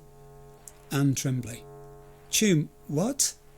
Abner, or whatever, just call it a favour then, so we can move them. Anne, but why?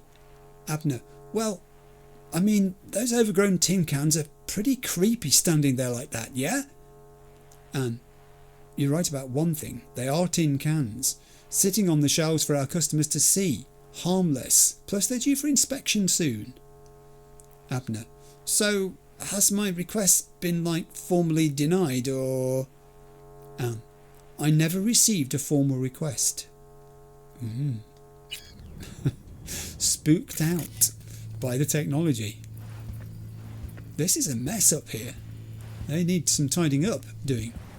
I'm glad I came up here, but I'm betting that I can't do much else. So Alex stroke Aurora is standing with Kurt, overlooking the operation. They're still there. Good to know. I probably need to go back down here now. I don't think there's anything in this corner at the far side of these stairs, but I'll go and have a look anyway. Because we kind of came this way, so maybe I should have seen it if there was. But I was talking at the time with Songbird and following her closely. No, we've got nothing. I'm going back down. Connect to the mainframe. That will be my thing. It's all very relaxed at the moment. I'm not feeling I'm not feeling as trepidatious as I thought I would. But then plans often go right before they go wrong, don't they? I'm here. Do you want to talk? Is that what you were just saying to me? Sorry, I just stood on a cable. I think I need to jack in. Or I can talk to her. Songbird. Via the relic. We're on the home stretch, girl. No turning back now. No. But we're in this together. She keeps saying that. I hope she's right. Let's jack in. I am ready. I'm jacked in. I don't know what we're meant to do here. Linked. Connection quality. 1,000th of the decimal. It'll have to do. Then in we go. Actuating the mainframe. I want to talk to Songbird. Hansen suspects something. Just hasn't caught on yet. I think so too. Soon it won't matter. The guy is just so tuned in. He knows everything. The system is responding. The system looks really good, actually. Okay? Yeah, it's fine. I just want to admire the artwork. That is very high-techy. Okay. So I see. It's responding. Icebreaker, arming. Stay sharp. Almost open for input. The icebreaker's arming. Steve, thank you. Really. Thank you for being here. Just a little more. Okay, your turn. It's ready for the access codes. What? No! Oh, man. Link in now. I know it's ready for the access code. Betray Reed by telling Songbird via relic, I'm with you. Betray Songbird by presumably activating the icebreaker, which just armed. Link I have now. a decision here, which I have made. I'm going to discuss the actual sort of mechanism for making this decision in a bit, because I sensed all along, certainly for the last maybe 2-3 episodes, that the time would come where these two divergent objectives would have to be reconciled, and there was no way of forcing them together. I'll talk about it in a minute. I have a decision, and I'm going to do this. I'm with you, Somi.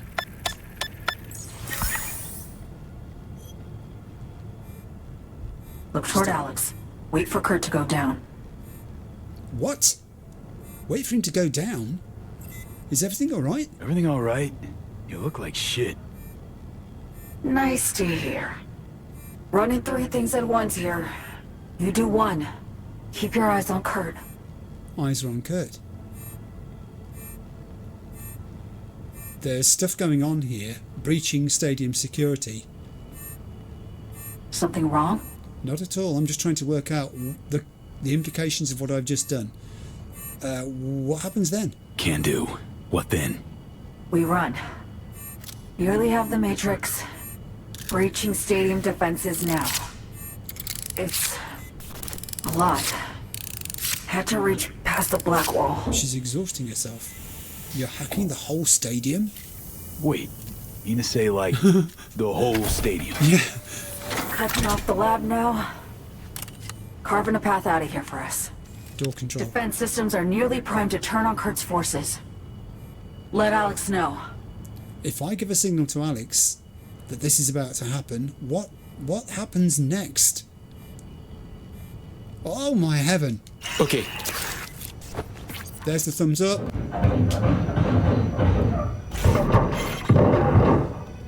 Alex is... It's done. Stadium defenses. Hostile and online. Status. Everything all right? God. The imprint has malfunctioned. It's not working anymore. I'm myself again. I feel like myself. So me, you okay? What's wrong? So me is not working. The stadium, the black wall. It was too much. Lost control for a sec. It was too much. Yeah, I'm okay now. V, we need to bolt. Alex is still up there. Hansen is out of it. Things get dicey. I can help. Hack stuff around you. She knows, and she's... Just can't push myself. Mainframe breach. Black wall hit me hard. She knows, and she's told Reed what it is that's just happened. That I've sided with Songbird, with Somi. And I've got weapons, which is good because they took my weapons off me. I need to go into my inventory and find out what I've got that I can equip. What do I have here? I've got an Overture. Tier 5 plus power revolver. That's handy to have in slot 1. I've got a Yukimura smart pistol. It doesn't do a lot of damage, but you know, what are you going to do when you haven't got much to choose from? I've got a power assault rifle. I mean, essentially, I'm going to populate all 3 slots. I'll take the assault rifle, and just in case that first pistol doesn't work out, light machine gun, but not great. I'll take the smart pistol, tier 4 plus as it is. That's it.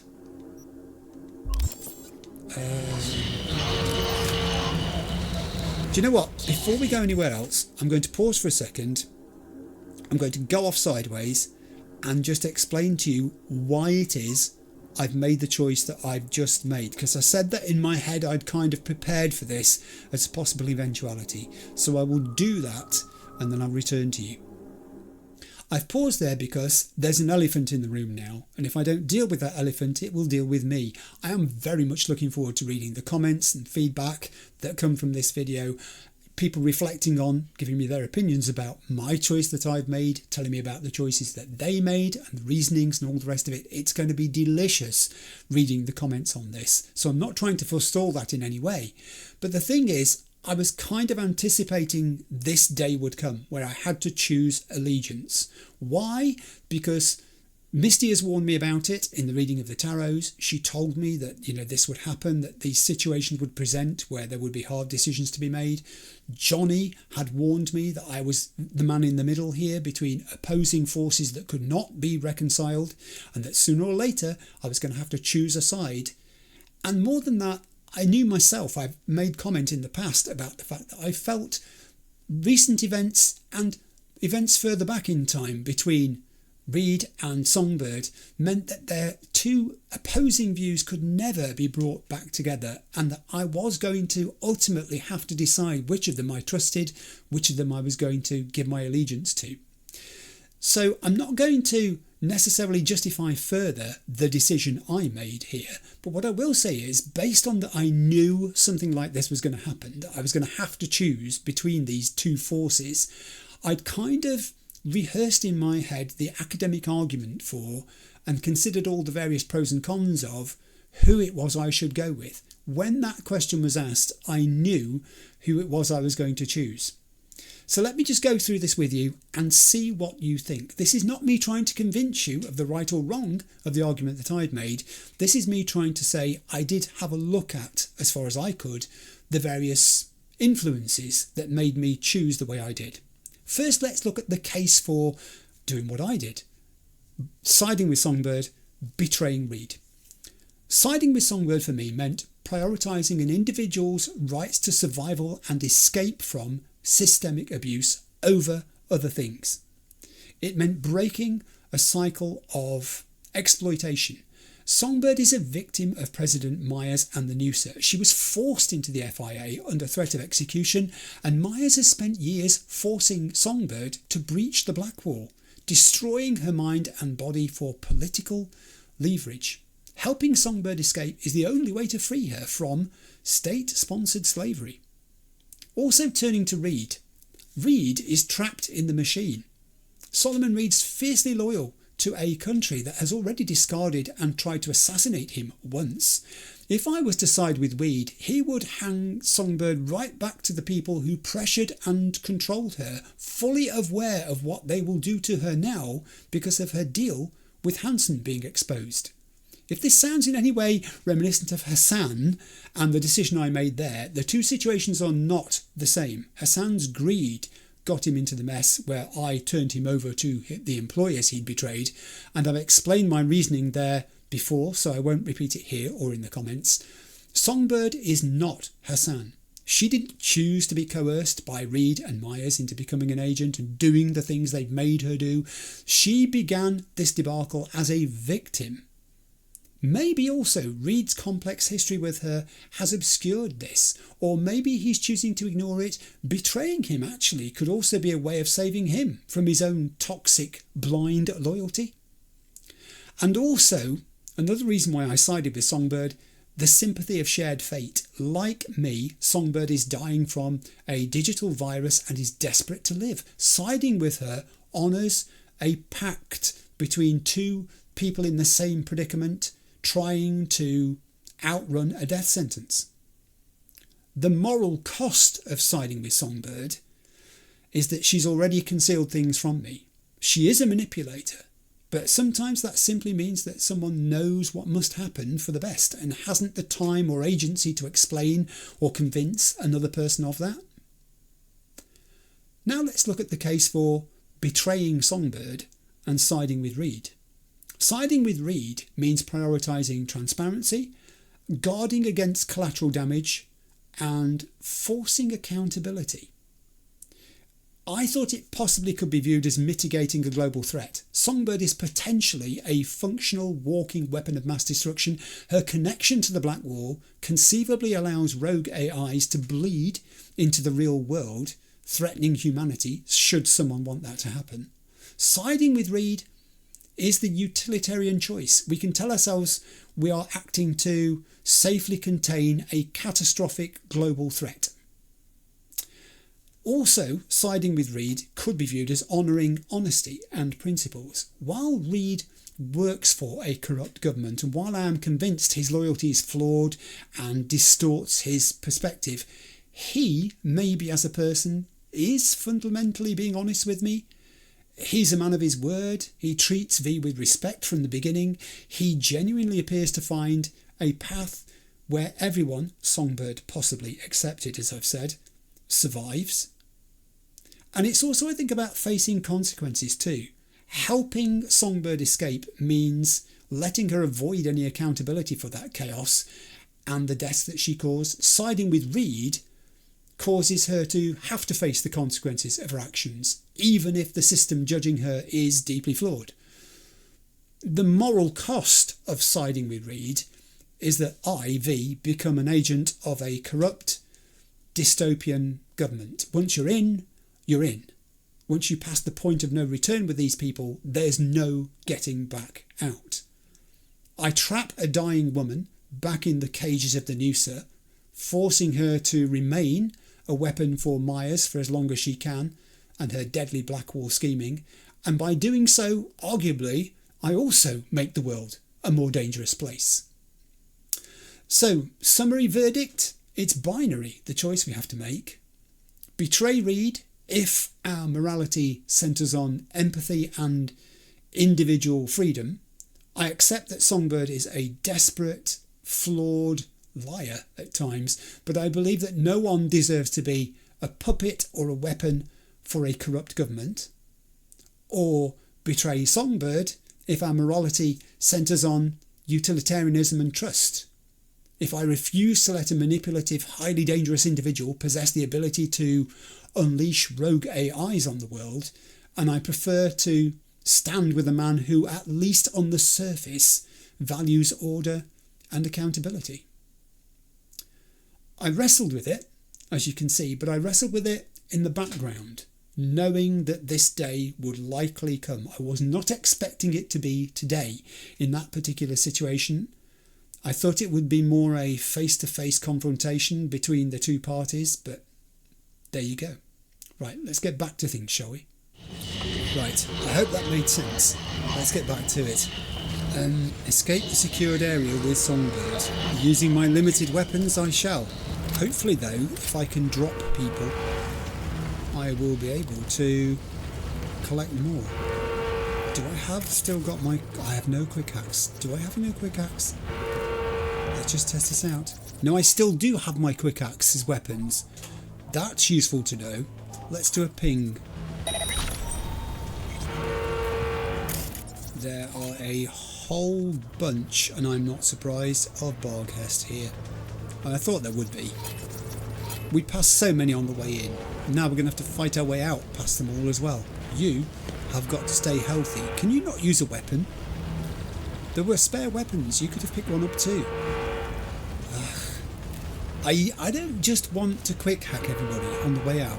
That's something I think which I'll set as a principle here, because if nothing else, this is an opportunity to use weapons like the one I've got in my hand now that I don't normally use. I don't use an Overture. I haven't had a Kyubi Tier 4 power assault rifle or a Yukimura smart pistol to hand before. So let's see what they do, shall we? Oh, hang on. Instructions to Songbird. Helicopter. Get the rotor blades spinning. That will distract them. Or I can say activate those bots. I think I'll go with the bots. The bots will cause them more trouble. Go for the bots. Get those bots on our side. Yes. Should be useful.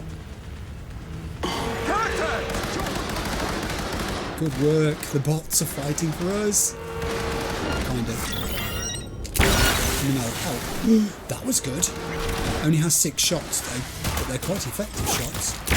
Oh, I like this. I like this weapon. Songbird, stay down.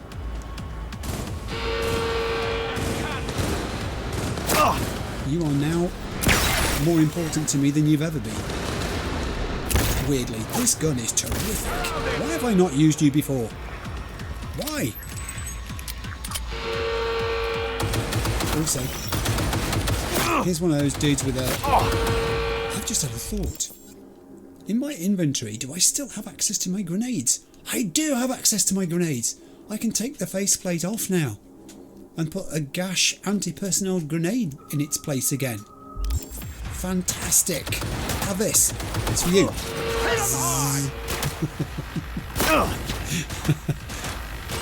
Did that do its job? Shred the cunt! I believe it did. I will take that weapon. It's a copperhead. I'm not a big fan of copperheads. At least one person in the comments said they are a big fan of copperheads. I'm not sure how far I'm going to get down my list of things that we were going to talk about this episode, by the way, because the action has suddenly become hot.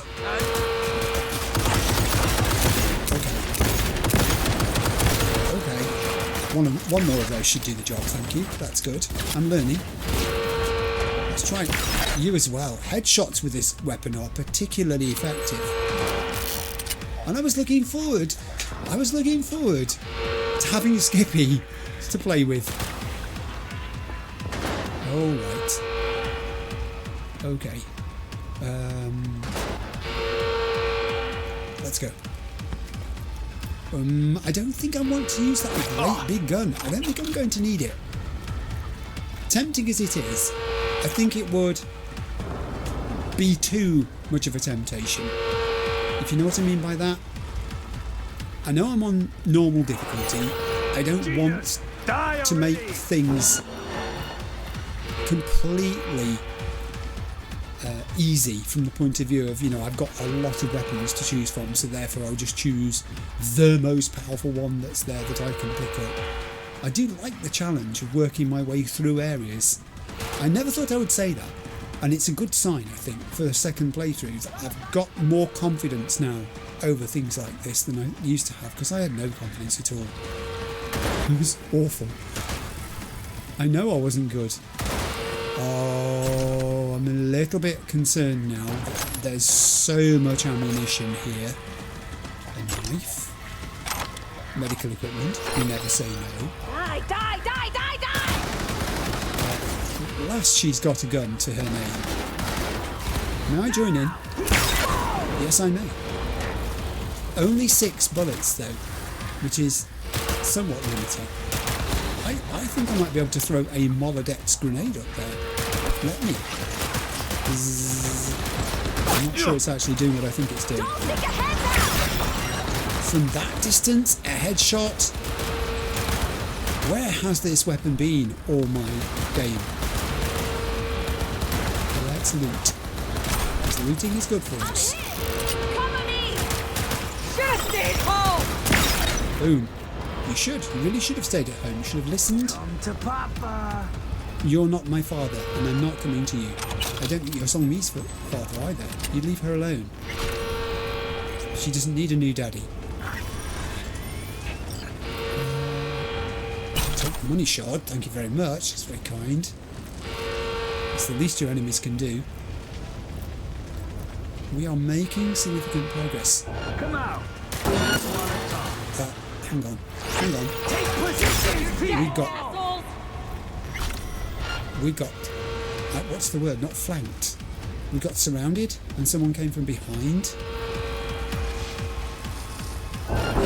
Songbird thinks there's still problems down here. Bodies have been identified. Really? You don't say. Look, it's a body. I'm shooting into the dark here largely, based upon where the crosshairs are telling me the enemy is. That one is quite troublesome, so I think a grenade into that area could solve the problem. And indeed it helped. Songbird's a pretty good fighter, can I just say. I'm impressed. I didn't know what her fighting capabilities would be in this regard. When you think she was a netrunner and she's been trained in this stuff, the FIA's investment in Songbird is actually paying off. Not quite in the way they thought it would, but it's paying off. Ooh, I have a laptop and a shard. Excuse me. What do we do first? Laptop or shard? I can't do the laptop. It's not that sort of laptop. Shard. Yes. Chimera Mechanical Report, Warehouse E8. Through coordination with the team tasked with accessing the Chimera's AI system, we've started work on the tank's mechanical maintenance. In trying to navigate around the AI system's external interface, we installed the connector unit as requested by the AI team. Unfortunately, it wasn't any help. We can say with absolute confidence that from a technical standpoint, the machine's systems are fully functional. The problem isn't in our engineering or its power source. We simply don't have access to the AI operating system. Note, the idea has been floated to connect it to the stadium's power grid and cause a sudden surge to jolt it awake. In other words, a mega defibrillator for our giant spider. However, based on our understanding of the AI specs, we believe this could be a very bad idea. Yes, it may take exception to it and lay waste to all concerned. A word of caution was voiced. Up the stairs and left. Find a gear there. I got you. But also there's stuff down here which I need, as you can see, to loot. So I'm going looting. I'm going to take your tier 3 components, explore these dark crates which have other weapons in them. The thing is though, my loadout's not looking too bad at the moment. This gun's amazing for one thing. What's the improvement I could make to the assault rifle now? Nothing great, you see. Nothing too good.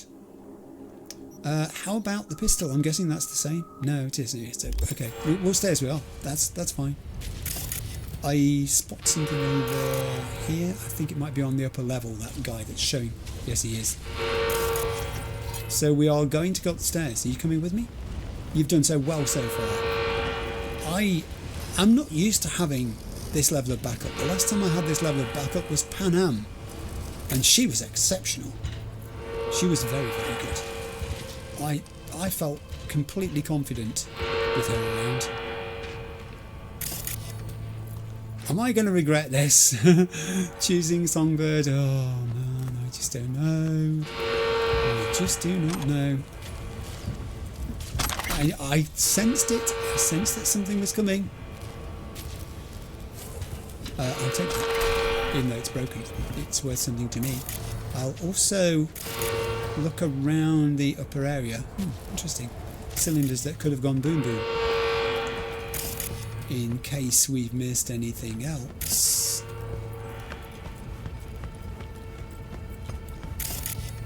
We've got various containers into which bodies could be put. It's extremely smoky misty up here. I have a door back the way we came kind of thing to the bar area. Alright. Hang on a sec. Hang on a sec. There's some stuff here we can have too. Let's take it, because we may not come back this way. What do we have on here? Some eddies. They're not going to want them. Why can't I pick up that roll of eddies, but I could pick up the other roll? That seems really weird. It's teasing me. Look at it. It says you can have some, not all of them. Don't be greedy. I have a box. Stadium security data shard. New item received. I have a decent gun that I've just picked up too.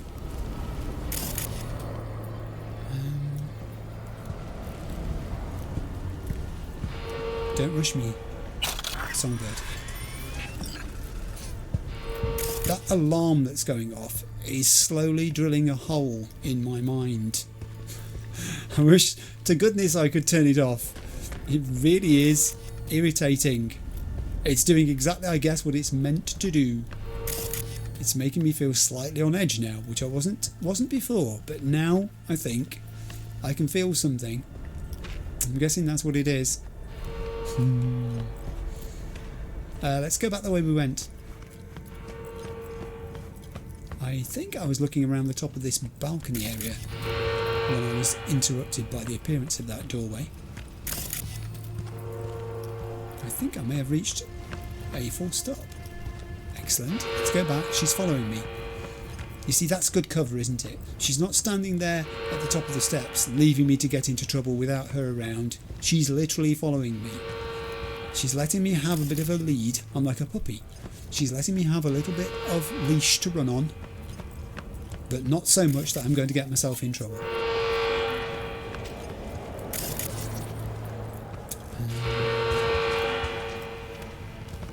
What is that fell off the wall?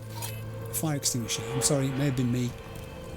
Are we going to fail our fire inspection now because I've done that? More ammunition. Stop it. Game, come on. Stop giving me ammunition. Leave the door to me. Don't forget your gear. Oh, we're at the lockers. We can get our gear back. I can't pick that up now because I've got to talk to So-Mi. She doesn't look all right. Gotta go. No time. I'm just looking at you. You don't look okay. I think it's exhausted her. I think all this effort has sapped her strength. She's like a battery that's been depleted. Keeping it together, So-Mi?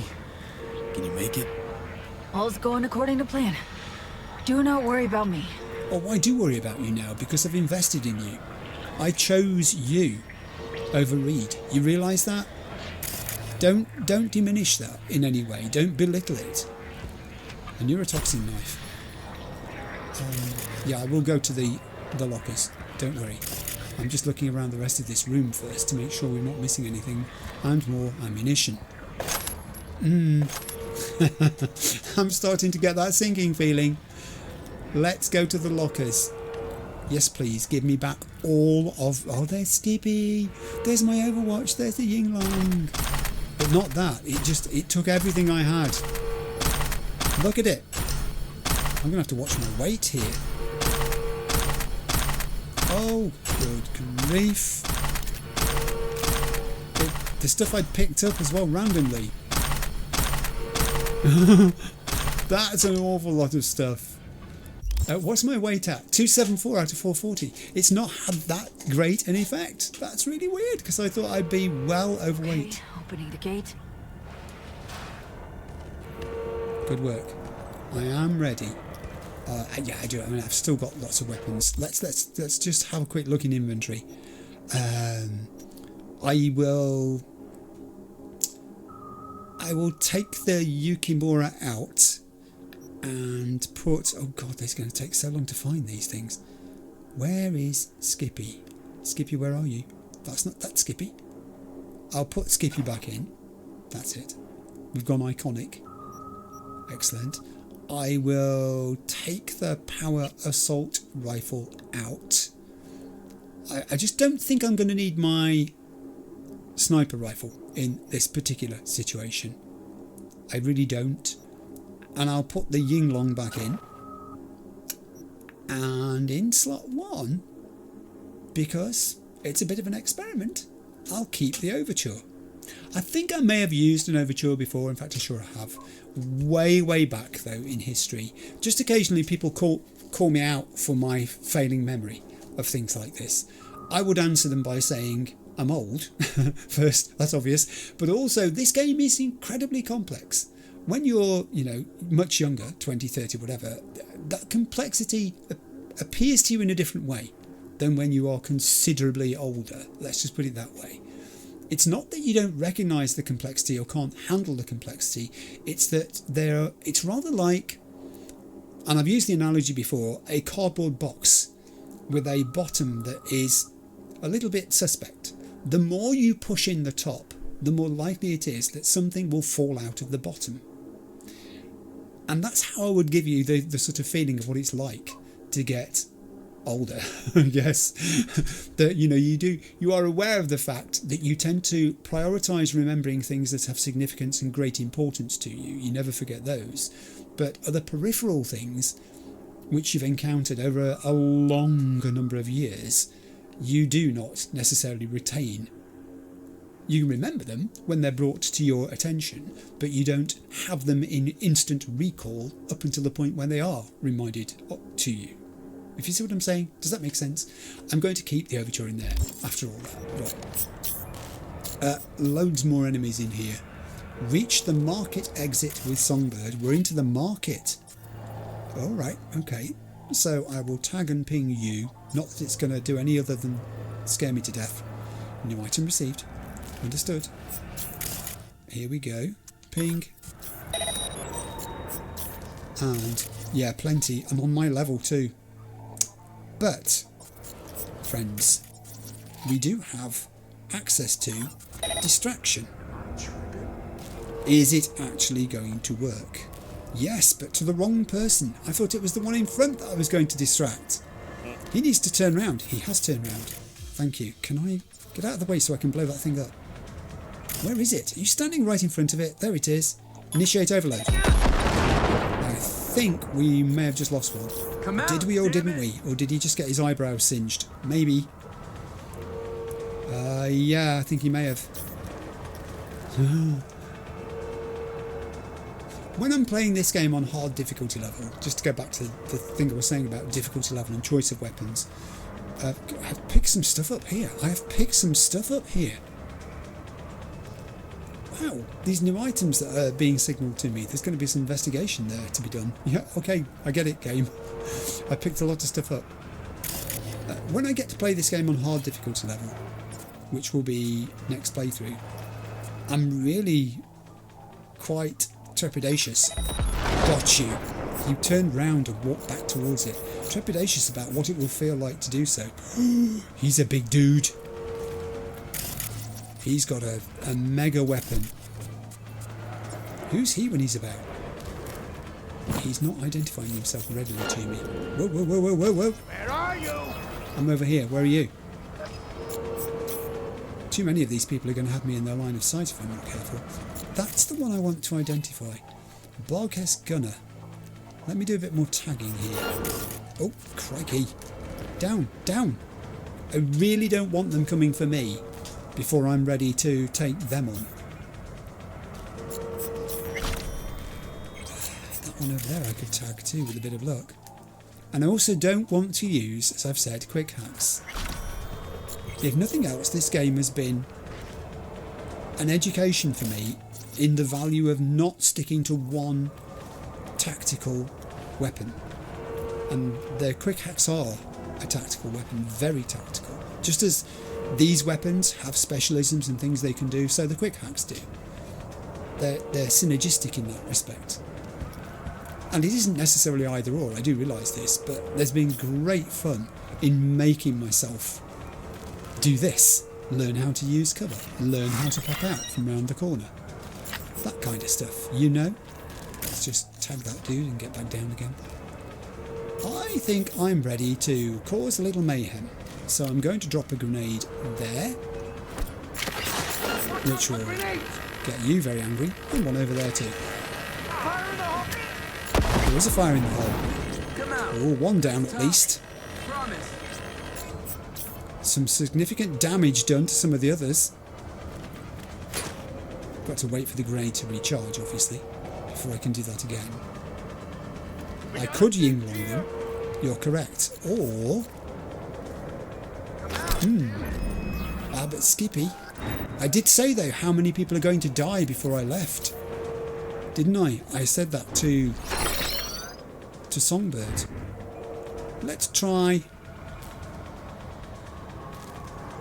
this. Got a troublemaker here. I'ma tear you to shreds. Stop. Attitude. That's what I meant. I mean, I'm not sure I'm using the weapon correctly here. There's a learning curve, I guess. Plenty of ammunition for it. Also, I'm not sure about its range. Okay. Do your business, Skippy. Oh. I'm getting hit. Join in, Songbird, whenever you're ready. That. Blood can be removed using one easy trick and vinegar. Okay, I'm impressed. This guy's not going to be removed by using Skippy though, I think. He might be removed. No, he ran away because he's not stupid. He's gone upstairs. He's going to have a vantage point from up there. Oh, it made his hand hurt. Did you see that? It was like he was shaking his arm. It stung a little, did it? I'm going to drop an exploratory grenade way in the distance over there where those dudes are. It's probably nowhere near them, but it felt good to try. Skippy, are you ready for some more action? Let me just check. I think Skippy is ready for action. What does it actually say? 1.2 second lock on time. Okay. New magazine detected. Okay, good. I don't know. I'll leave him to you. A little, Songbird. Don't die, alright? Don't go dying on me. Oh no. Oh yeah, that's doing better. And a grenade at his feet. Yeah, he runs away, but not before it does some damage, look. It does catch him. He doesn't get out of the range of it quite quickly enough. He's down. Okay, I'm going to change weapon again. Because this thing was really good from a distance. Surprisingly so. I never expected it to be like that. Let's try this again. Get to a higher level. I can do something distracting. So you could start up the cars or fire up the turret. Do you mind? I'm just getting shot here. Fire up the turret. Panzer turret, use that! Yes. She's going to. She's going to. Hi. And die. Go up the steps. He's no longer there. Well, not in a living sense. He's quite dead. There are weapons stacking up on the floor here. Look at it, it's carnage. Yeah, I know. I know I said I was not going to try to, kill everybody on the way out of here. I've used Skippy for a little bit. I'll probably go back to it. In fact, I'll go back to it now. This is not a non-lethal episode. This is not a non-lethal episode. There are no monks here. Well, I'm trying to subdue the enemy, actually. There, that's the reason for firing. Got it? Good, good. We look like we are now surrounded by bodies that can be looted, so I think we should do this. Before we go any further forwards, let's loot. Then we may as well get the benefit. That's all I'm saying. They are here, we are here. Yeah. I'm not going to make a joke about that guy not having a leg to stand on. I'm not making that as a joke. It's not happening. The words will not pass from my lips. The thing is, progressing as we are towards the stairs and the exit, I believe we may have afforded ourselves time to do some checking of the resources down here to see if there's anything else besides people.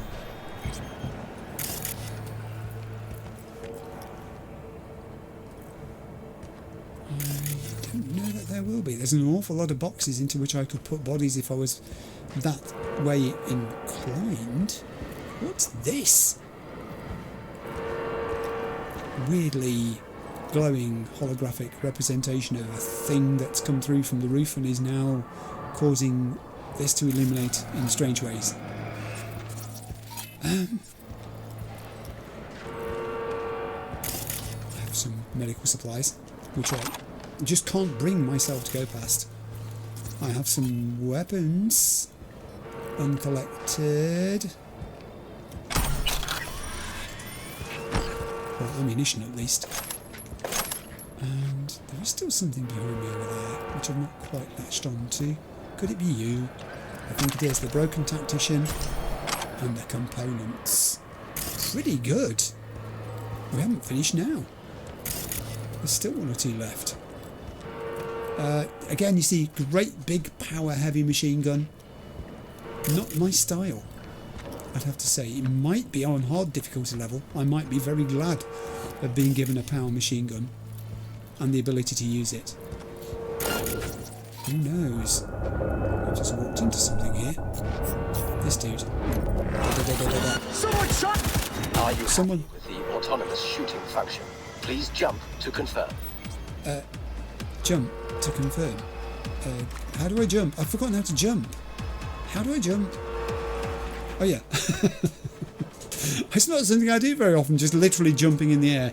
Not intentionally anyway. I do understand that I occasionally do it completely by accident, but that's a totally different matter, isn't it? The area up here, although intriguing, is fundamentally not going to give me anything new that I want to have, I think.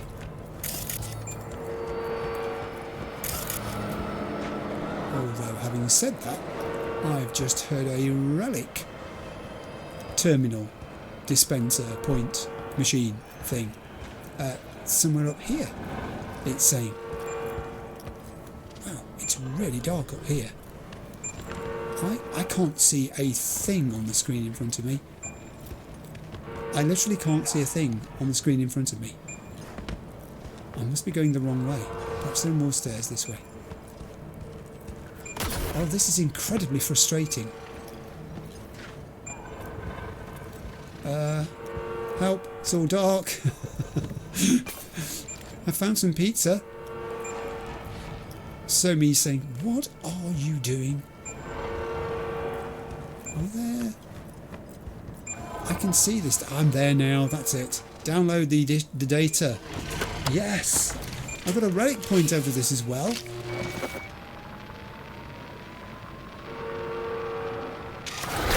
Huzzah! Good. It is dark in front of me, and it's because I'm playing with two very bright lights facing straight at me, which throws the screen in front of me into something of relief. It doesn't mean it's impossible to see, but it means the image you see at home is brighter than the image I'm looking at in front of me now. also means I can work out how to get down from here more easily than you'd think when I haven't got these lights on, I guess, than when I have got them on. That was useful. That was very useful. I'm so glad I came up here, because there was no reason to go this way particularly, I think, was there? Was I always going to end up on this level? Maybe I was. My yellow line, I guess, could have been upstairs. I'm thinking it was. Oh, hello. I don't believe we've met. My name is... well, now it's V. It wasn't a minute ago. Get down. Too late. You're too late in exhorting your friends to get down. No. Too old for hide and seek. But if you insist, I will go back to the weapon I started with, I think. The one that I've surprised myself with. I never realised this weapon could be so useful. I think there I may have shot something that was explosive, and that's what caused the problem. For them, that is, not for me. I have no problem. Nah, that advice usually works, but not today. You see, better training was required. It's all about staff training. It's all about staff training.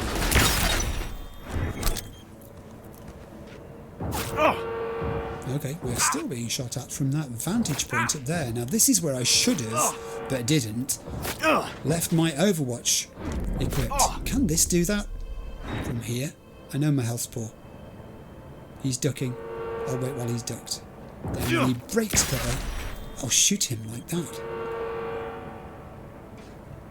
I like this weapon. I like this weapon. Tell me some more about this weapon. This is Overture Tier 5++ rather. Look at the damage stat on that. The reload speed's quite good. The effective range isn't bad. The weapon handling is reasonable. Plus 200% headshot damage multiplier, 35% armor penetration. It's already got a handyman on it, 10% armor penetration mod, and 20% stamina cost per bullet, and a non-lethal mod. I didn't notice that. So does that literally mean that all of these people that I've been shooting so far, because I've only used this weapon, the Overture, and Skippy, which is set to non-lethal mode, does that mean they're all not dead? I'm not going to do that thing of scanning people again, because I still don't quite understand how that's meant to work. That, you know, if it shows one colour, it means they're alive. If it shows another colour, that means they're dead. This guy I just shot looks dead to me, is what I'm saying. And yet, technically, I've got a non-lethal mod on this weapon. Let me see him inside. Oh, and we've still got people coming our way. So, yeah. We do.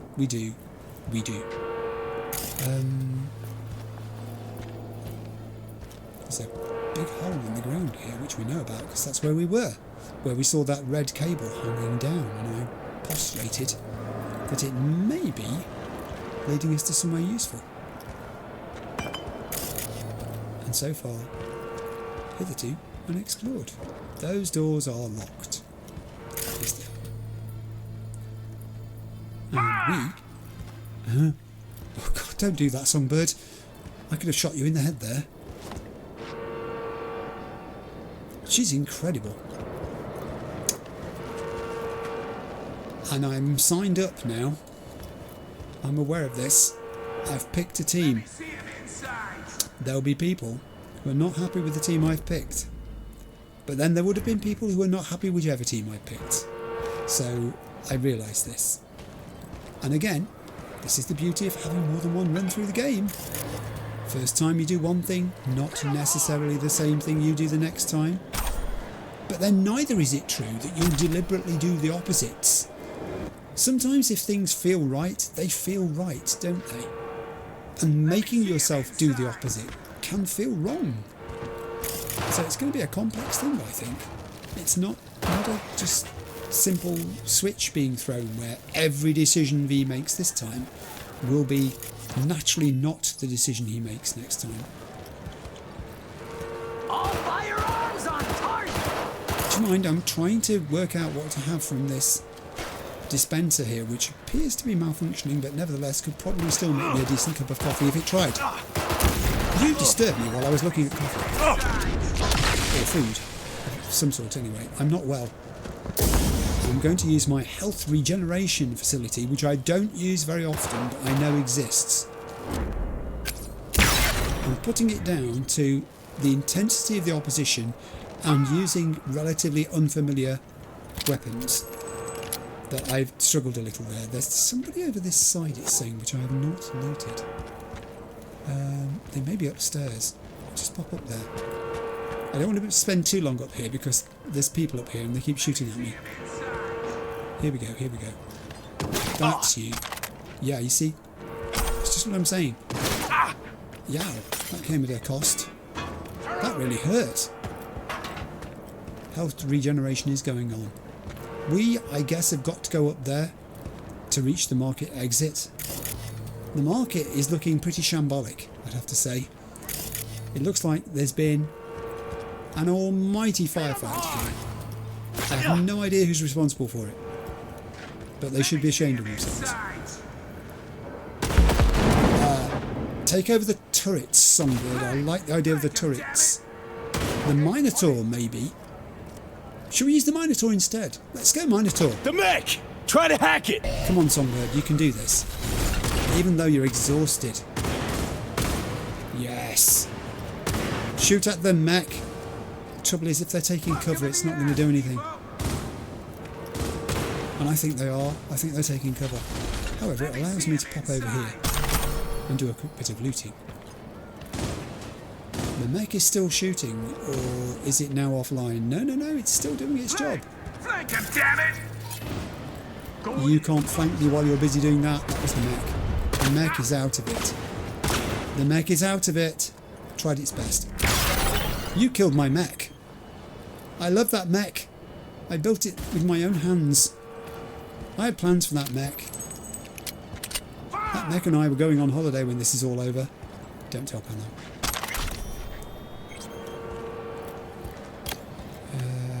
Maybe a grenade right in the time. There. Take that. Watch out for grenades! He's a bright lad, as I've said before. Nothing gets past him. Sharpest knife in the box. His parents are so proud when he told him what career he was taking. They told everybody, all the neighbours, everyone knew. They wouldn't be so proud now. We've got a vantage point here, Songbird, which could actually be extremely useful to our team. And so it proved to be. And yes, I did spot this little diversion here behind us. Do you mind? Uh-oh. We're back at the flamingos. There are resources just about everywhere.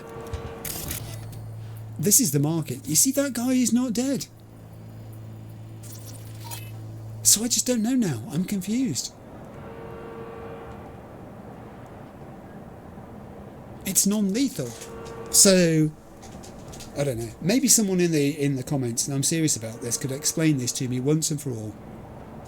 How the things like this, which has got a non-lethal mod on it, work. Are they always non-lethal in every situation? There's no way this weapon, whilst it's got that mod attached to it, can be lethal? Is that what it's saying? Because some of the people that I've attacked with it sure do look dead. They do.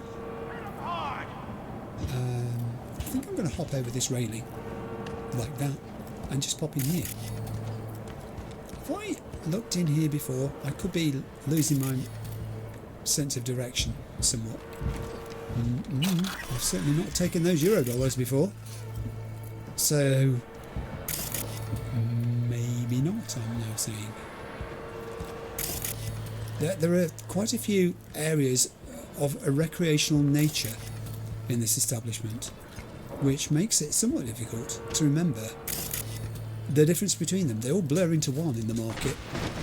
Oh, I've just upset your entire filing system for your vinyl. My heaven. I'm so sorry. If it was possible to leave some eddies on the table, I would. Trust me, I really would. Ugh. Those people who've got vinyl in any sort of quantity will know certain things about vinyl. One, it's incredibly heavy. You think books are heavy? I give you vinyl. I'm amazed. I mean, I'm thinking of the shelves that I've stored vinyl on in the past, and each time I've bought those shelves, it's been a thing where I've had to steel myself up for it and thought, I hope it's going to be strong enough.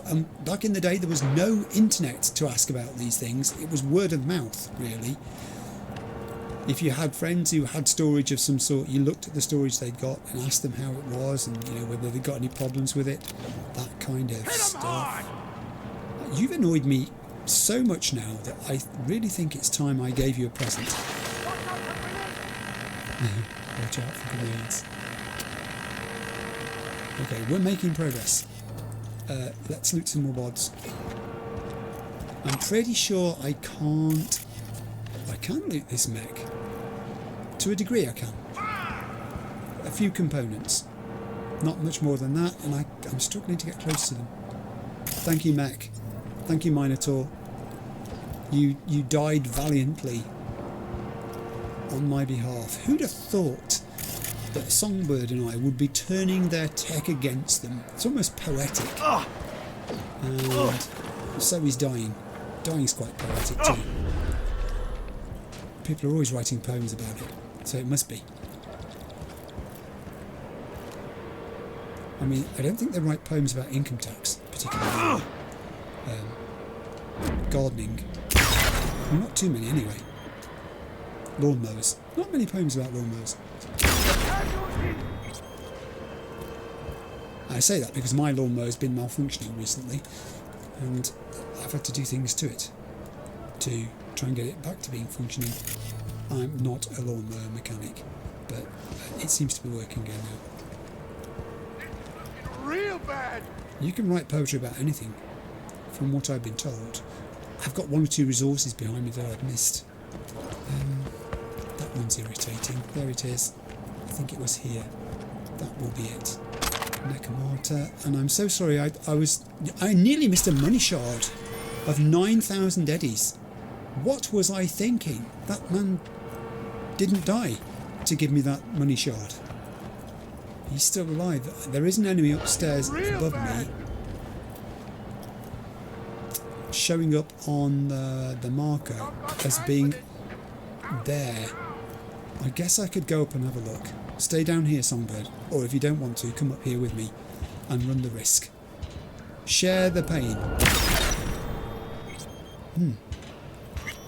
What was he going to say? Sorry, I didn't give you a chance to speak. He's not dead. Or is he? I just don't know. I don't know. I'm pointing my crosshairs at him. My crosshairs are red. I just don't know. The weapon I'm using says that it has attached to it a mod there. It's a PAX tier 2 that makes the weapon non-lethal. I don't know. Over to you, as they say. That one has eluded me. It's probably so simple that I should be ashamed of not grasping the mechanics of what it is it actually is telling me and how it works. And if so, I apologise. I will do due penance by hopping over here onto the tin roof of this here shop before dropping down. I don't think we're out of here yet, although 50 metres away is our next point of pausing. Here's someone who's given up a weapon to me. Here's someone who's going to give up some tier 3 components to me. Thoughtful. Beyond measure. This is just the staircase to the other side of where I've already been, so I'm not expecting anything new here. And indeed, nothing new was obtained. The Songbird appears to have stirred up a hornet's nest. Okay, have that. I can't stop doing the noise that my granddaughter makes now because it's so appropriate to this. Come on! It's her bee noise that she uses for anything that flies. She used it for a bird earlier today when we were out. I did correct her, and then I thought that in a way, she's sort of right. When you see a bird flying very high in the sky, it doesn't make any noise, does it? You don't hear anything. That's not nice. Stop that immediately. I'm sorry, silly bird. I was distracted. You can just give that up, because I'm not coming back this way. As far as I know. Ooh, that was a good noise when it reloaded there. I didn't notice that before. I would like to drop a grenade right on your location. There.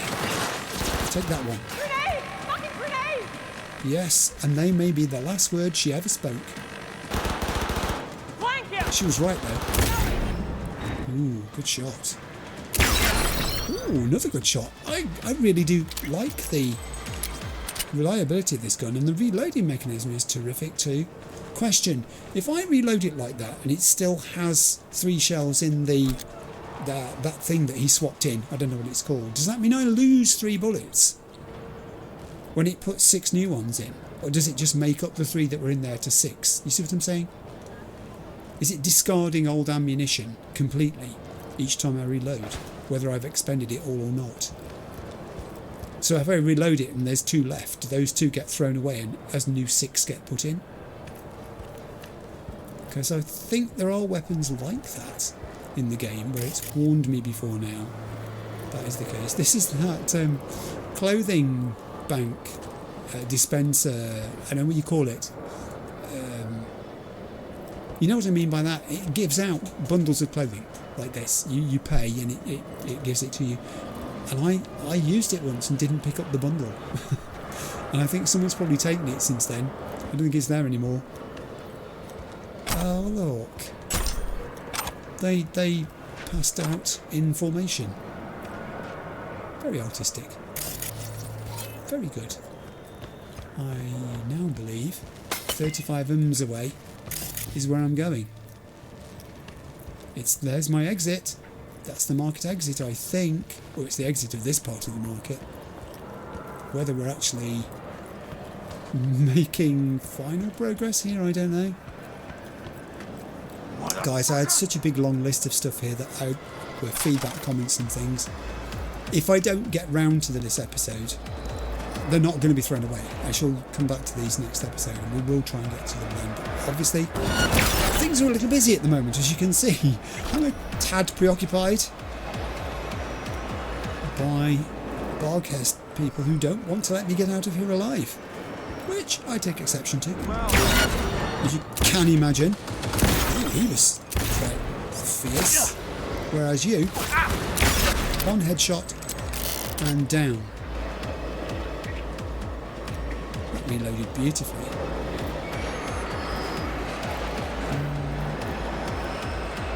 The music. I don't need that.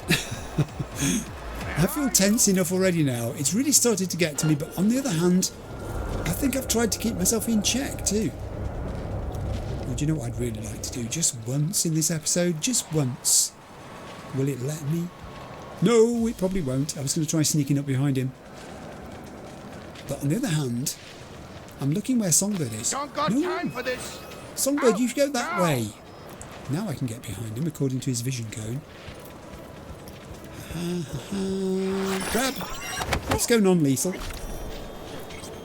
If my weapon has been malfunctioning, and we have been killing all of these people, and I did say to Songbird how many people are going to die on our way out of here. At least that one didn't. He should be okay. What happens when I point my gun at him then? But the reticle is still red. And yet I picked non-lethal. Didn't I? I think I did. I'm starting to doubt my own ability to just read simple graphics now. It's weird when you think, you know, you've been playing the game for a long time now, but relatively long time. It's not the thousands of hours that some people have had. Someone did totally took for me the other day. What just happened? I've equipped that instead of... I've put it there. Oh, I want my gun back. Give me back my gun. Where did it go? Oh, crikey, I've picked so many of them. Now I'm going to be ages finding it. Where are you? No, yes. It's you. Back in the slot. Phew. You see, I miss you already. Someone totaled it up for me the other day about how many hours they thought I'd done playing the game. It's quite a few, but it's not the thousands of hours that some people have had playing it. Okay, now, the door on the left. Got you. It's saying I've not looted something behind me. It's up there. Oh, here as well. Hi. Thanks for the tier 1 components. Also up here. That gun, which I did not pick up, the Necromata. But this time, don't equip it. Don't want that gun. This way out? Are you sure? Because I think we're committing to something here. It's funny that after a few hundred hours, there are still things like that cause me pause, because I've not fully got to grips with how they work. You know, you can fire a gun without understanding the intricacies of how it works.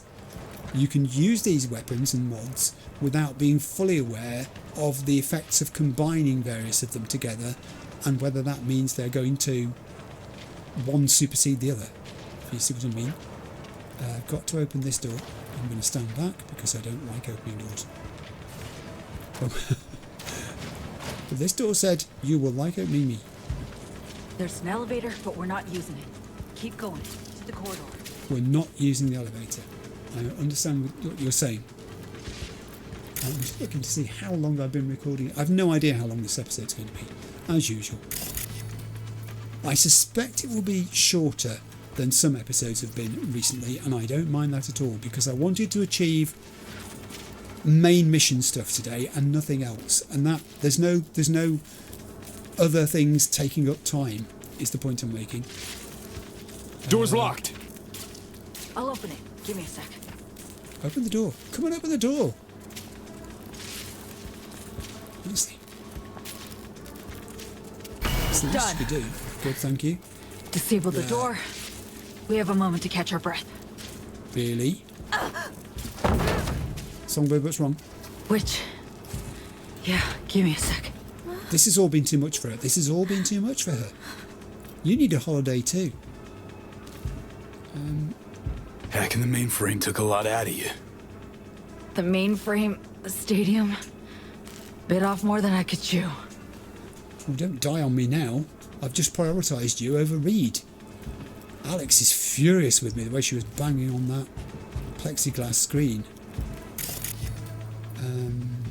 Songbird classified. Don't we know it? Just checking out the far end of the corridor, folks, because clothing. I haven't picked up any clothing for a while. And some more medical supplies. Good. Excellent, in fact. Alright, so we're going this way. How? Oh, okay, move obstacle. Now I understand. I was looking for a door. There was no door. Oh, oh, now where? This way. Come on, Songbird. Follow the maintenance shaft. Take the stairs down. Why are you giving me directions? You're not coming with me? Where is she? What's happened? Where is Songbird? Why is she not following me? She is following me. Don't do that. You make me nervous when you leave me behind like that. Don't go in there. It's high voltage. Here, on the other hand, I think it is safe for you to go. I know we're going the wrong way. Do not block the door. Everybody got that? Do not. Just don't. Don't even think about it. I know it's crossed your mind. You get that devil-may-care attitude. You think, I know what I'll do today. Careful. People up ahead. I'll block the door. We're going downstairs. I like my shadow. Look at that. Half the equipment's fried. Other half's lit up like a fucking Christmas tree. We've got We're gonna be down, contacts. what, at least a couple of days? Fuck, dude. Try a week? Shit. Need to close down the stadium. Too risky without working systems. Hear voices. I cannot see their location. Oh, here we go. Here we go. They are... That's Lucas. Vasily. And he's having a conversation with someone. With Richard Fresh. I've got to go through there, however, which is unfortunate for them. Because they're not going to want to let me go through there, I'm betting. Are you guys... It's them! Enemy combatants? Please, don't hurt us! We won't say a word! Promise! I've just realised I've been squatting down for the last I don't know how many minutes. I'll leave you be, guys. Apparently you're not any threats to me. Better not turn round and bite me, though, from behind. I won't be happy. You made a promise. If you're going to say things and not mean it, then you shouldn't say them. I can't believe how convoluted escaping from this stadium with Songbird has become. We're in areas we've never even seen before. I didn't even know this existed. I suppose it makes eminent sense that this would be here. Can I go down the ladder? Can I just jump down? Apparently I can. It's not very far. It's pretty dark down here. Again. Oh, hello. Tag. What do we have? Let's ping them and see how many of these we've got. We have drones. Tempted to short circuit them. Just the two? Apparently. Wait. Hear that? Hear what? Drones. Yeah, I've seen them. Thanks for the warning. I've kind of got them logged in already. There's another one there. Alright. Thinking, because short circuit is relatively cheap and I've got quite a lot of RAM, that I will short circuit that one. I will short circuit that one. And lo and behold, I will short circuit that one. Stand back. All down. Look behind before we go forwards. This is very gothic. Not wanting to spend too long in here because it stinks. It's very slimy. This is so well done. You can't see this. I'll try and show you. The hairs on my arm just stood up when we went into this bit. The hairs on my arm are standing up. It's so well done. It just seems so dank and cold and oppressive, the atmosphere down here. It's just unpleasant. Ooh, that was really good. Oh, we've got a shard as well. Okay, hang on. What haven't we got? Eurodollars, components, a shard. Let's do this. Leads on the Colleen investigation. Mike, use this if you find it. Potential locations Colleen could rebuild her lab. Barcast transport tunnels in the stacks. Easy access to old suppliers. Hustle. But close co-op with Barcast? She's paranoid. Too much out of her hands. A lot of prying, especially knowing I'm hot on her. Co-op with Ripper Anderson. Shared space, shared resources. Odell Blanco would know, and Anderson a tricky loose end, likely to confess, negotiate to stay ahead of it. The Sapphire? Worth it for Hansen? Maybe he'd welcome an experienced chemist, maybe not so much her lab's horrible stench, not to mention she's unbearable. Terra Cognita owes debt to scavs and animals, could want to cage her up, move her product. Tested the waters. 1, first the scavs heard about deep dive and too gonk to lie. 2, a few animals asked if I was selling, dead end. A shipping crate? A ditch? Any old hole in the ground? DT isn't flooded with her product yet, only isolated instances. Maybe just sitting on her, biding time, polishing her poison, waiting for me to eat a bullet. Ding, ding, ding, probably. But must have joined up with somebody to help her lie low. 3 batches, varied durations, seemingly different dosages, noticeable difference in aftertaste, maybe combined with salmeterol derivatives? Contacts. Cass, willing to talk, call only after 10 PM. Jahir, buyable, question is, how much? Talia, breakable, but need to press hard. Gia, well, willing to talk, but doesn't know anything, yay. Ken, wants a new faceplate, says he has something big. A hot lead or hot air? Zane, need to find no firm leads, but might be interested in striking a deal. Wow. Leads on the Colleen investigation. I don't necessarily understand the subtext of that, but clearly this person was on the trail. Mike, I'm guessing, will never find that. And all that knowledge, all that effort will go to waste. See for components, I never say no. You got some for me too? No. Because you're mean. We're nearly there actually. And you just did it again.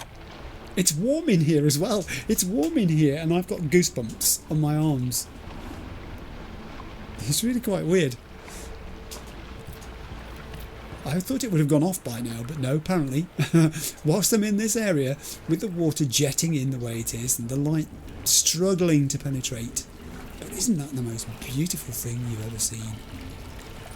Just look at that. The leaves coming down through the grating from above. Wow.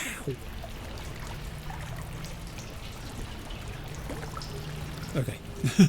Sorry, Songbird, I was just distracted. I was otherwise attracted. Use the correct terminology. I still find it difficult to use the terminology I was told to use. Plans as follows. We'll be exiting from the back of the stadium. Got it. I've arranged 2 cars. En route already. One's for you, the other's for me. Should make us harder to track. We're splitting up. Another body. I have a pinpoint. I have some ammunition, which I can take if I'm in the right place. I don't think we'll be back here. I don't think we'd better come back here. Let's put it that way. Got some more ammunition up ahead. Things have happened in these tunnels. There's a divergent tunnel here. One is blocked off directly ahead, which I think we need to explore if we want to find that ammunition. Yeah, we do. There it is. Oh, that's tricky. Got it. The body's not revealing anything to me, but it looks like we're meant to go the other way, according to the minimap. Oh, now you take lead. Now you take point. Come on, let me get past. We have a grating. This is the way out, though. We have to go down, so I'm guessing we're going to get out through this. Feeling lightheaded. I'm not surprised. It doesn't surprise me at all. You really don't look well. You've depleted your energy resources far too much. The exertion was too great. Can I talk to you? I can. No, I can open the sewer grate. I can't talk to you. I've got to open the sewer grate. Not budging. Oh, it will. It will. Kick. Yes. What's this? Finally. Oh, hello. The locals have just taken notice of me. Aidan and his good chum Dean. Some of them have got their backs to me, which is okay. She's not well. Please don't die on me now. Want my help? How? Gonna throw me down? You could jump and I could catch you if I go first. Jump out of sewer to the ground. This seems to be the thing. Go on. Oh, okay. I've gone. Jump in. think I see who that alarm's for. Blast? Gotta be them. Sorry, I missed. Fucking ankle! Hansen's dogs could swoop in any sec. V, gonna need a hand. Yes, come on. Come on, Somi. Final stretch. Final stretch, Sammy. We can do this. Toward the gate. Carl be there. You're sending me ahead of you. You're welcome. Wait, you guys. Shh. Don't tell anybody what you just saw, okay? Otherwise I'll have to come back and skippy you. And you don't want to be skippied. Trust me. A good skippying is no fun. She's twisted her knee, I'm guessing. How you so sure? Because we ain't seen nothing. You've seen nothing. That's correct. There they are. Keep it like that. She did arrange transport. Lead Songbird. Out of the camp. Lucky Annie, it's here for them. That's a dumbass bit. That mean you'll take it? I'm standing here. This is a place where lots of people could have noticed stuff that they can tell other people about. There's your car. We've made it. I don't recognise the driver. Hey, we did it. Somi, we did it. Got away from Hansen and the FIA. Not quite, V. This is the first step. I won't rest easy until I'm out of NC airspace. Seriously? Gonna hop in another plane after how you wound up here? You'll see.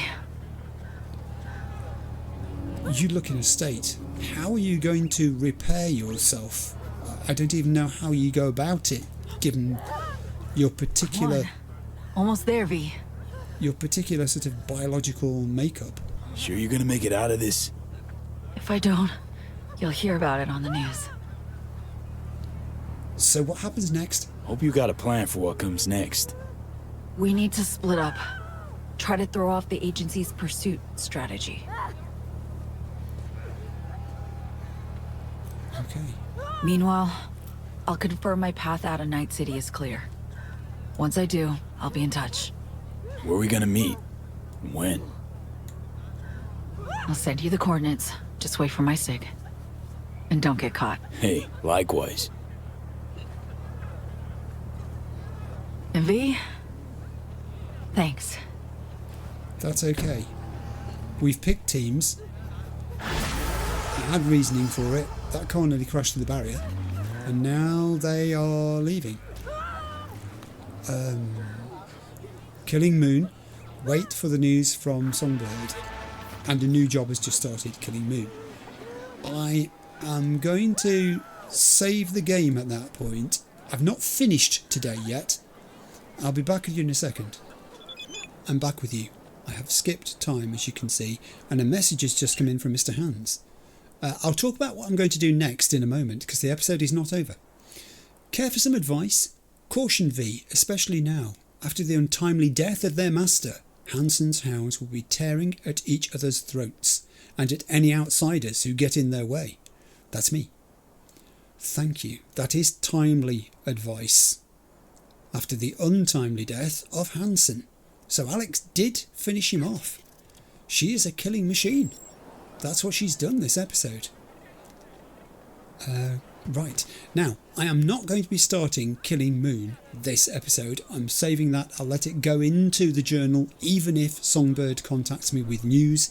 I'm not going to be starting that one off at this point. That was a really heavy episode. Much happened, and a substantial part of it was me making a choice. Back to that in a second. Mr. Hands again. I am pleased to see you're making yourself right at home here in Dogtown. You could say that. Excellent. The district will be all the better for it. I've got 2 new gigs for you. Peruse the details at your leisure. Ah. I do appreciate it, Hans. Thanks, I'll take a look. But I could just say copy that. I will appreciate it. I think he deserves my appreciation. He's being a good choom at the moment. And Hans replies, best of luck. I think I am going to need it. So yes, what are we doing now? That was obviously a momentous episode from the point of view of the decision that I made to side with Songbird, which I have discussed, and I think it would be appropriate to do some reflecting at this point on things in general about the nature of making decisions and choices in the game and life spans of characters in the game even. So I'm looking for a place to do this, and it occurs to me that where I shall go is a place that I've spoken about going to before when I wanted to reminisce about things and consider the meaning of life and everything, the Columbarium. So I'm just going to put myself a pinned marker here, not on the actual fast travel point, because we're not going to be fast travelling. And we're going to have ourselves a little car journey, is my plan. I've got a car of sorts, so I might as well use it, because it was given to me as kind of part of a disguise by Songbird. This was my escape car. I nearly ran that person over, who is metal detecting in the most strange of places. Is it the packages that the rubbish that he's metal detecting? Surely he's not metal detecting the floor, because it looks like it's made of concrete for one thing. We're out of here. Whilst we're driving in this machine, which Songbird kindly gave me, it really is the most anonymous of vehicles. I wouldn't attract any attention driving this, even from that thing flying above me there. I'll pick off some of those things that we said we'd talk about. I've got a plan for stuff I want to talk about at the Columbarium, which is the more deeper and reflective stuff, but these are things from feedback and comments which I've collected. One of them is this, talking about guns. It's funny, someone said in the comments recently that I like the Plan B, as I'm told it's actually one of the weaker guns in the game. I find that strange too. It's a very good point though. I seem to like guns that require more user input to improve at using. Does that make sense? Because the Plan B has its weaknesses. Not just that it uses one bullet and costs you 1 eddy for each time you fire it, but it does encourage you to do things like try to use it as a utility weapon for every purpose, and it does have limited range. I've been called out before for using the Plan B when I should have been instead using my sniper rifle, for instance. If you told me at the start of the playthrough that I would pick one of the weaker weapons as my preferred weapon, I would never have believed you, because I would have thought I would have gone for one of the strongest. And yet, as we did there in that firefight with Songbird, I left some very strong weapons on the floor deliberately. I think that is something that will change when I'm on hard difficulty level. I mean, I'd like to think it will still be the same in a way that I can still make myself pick up weaker weapons and use them, learn to use them effectively and cope with them, but I don't know. That was that. Next, someone pointed out, oh yeah, I want to talk about something else just very briefly, subscriptions. This is me talking rather than a feedback. I hardly ever discuss subscriptions. You know, I have that little animated thing at the start of each video asking people to consider giving it a thumbs up, clicking like and subscribing if they haven't. If you're watching this video and you've enjoyed the content, if it's kept you amused, but you're not subscribed, please consider doing this. Something like 30% of the people who watch my videos are not subscribers, and it would help me a lot with the channel and its visibility, getting it seen by other people, and getting it recommended to other people. If the subscription numbers were to swell, were to rise more by those people who are not currently subscribers and being willing to fight, signing up and doing it. It is free, it doesn't cost you anything to do so. It's probably a very easy way, therefore, for you to support the channel if you want to do that. So yeah, I don't usually ask this, but the numbers have been static for a little while now, and seeing those numbers of people who aren't subscribers but nevertheless watch the content. Hey, mind my car. I just thought I'd ask. So I've done that. I've left that out there with you. Right, next. What is next? The relic chip, and the idea that it collects fragments of every personality that it's been in contact with. This was an intriguing thing that came up in the feedback. In other words, the idea that Jackie Wells left a little of himself in the relic chip when he installed it before he removed it and passed it to V as he was dying. That had never occurred to me at all as a possibility.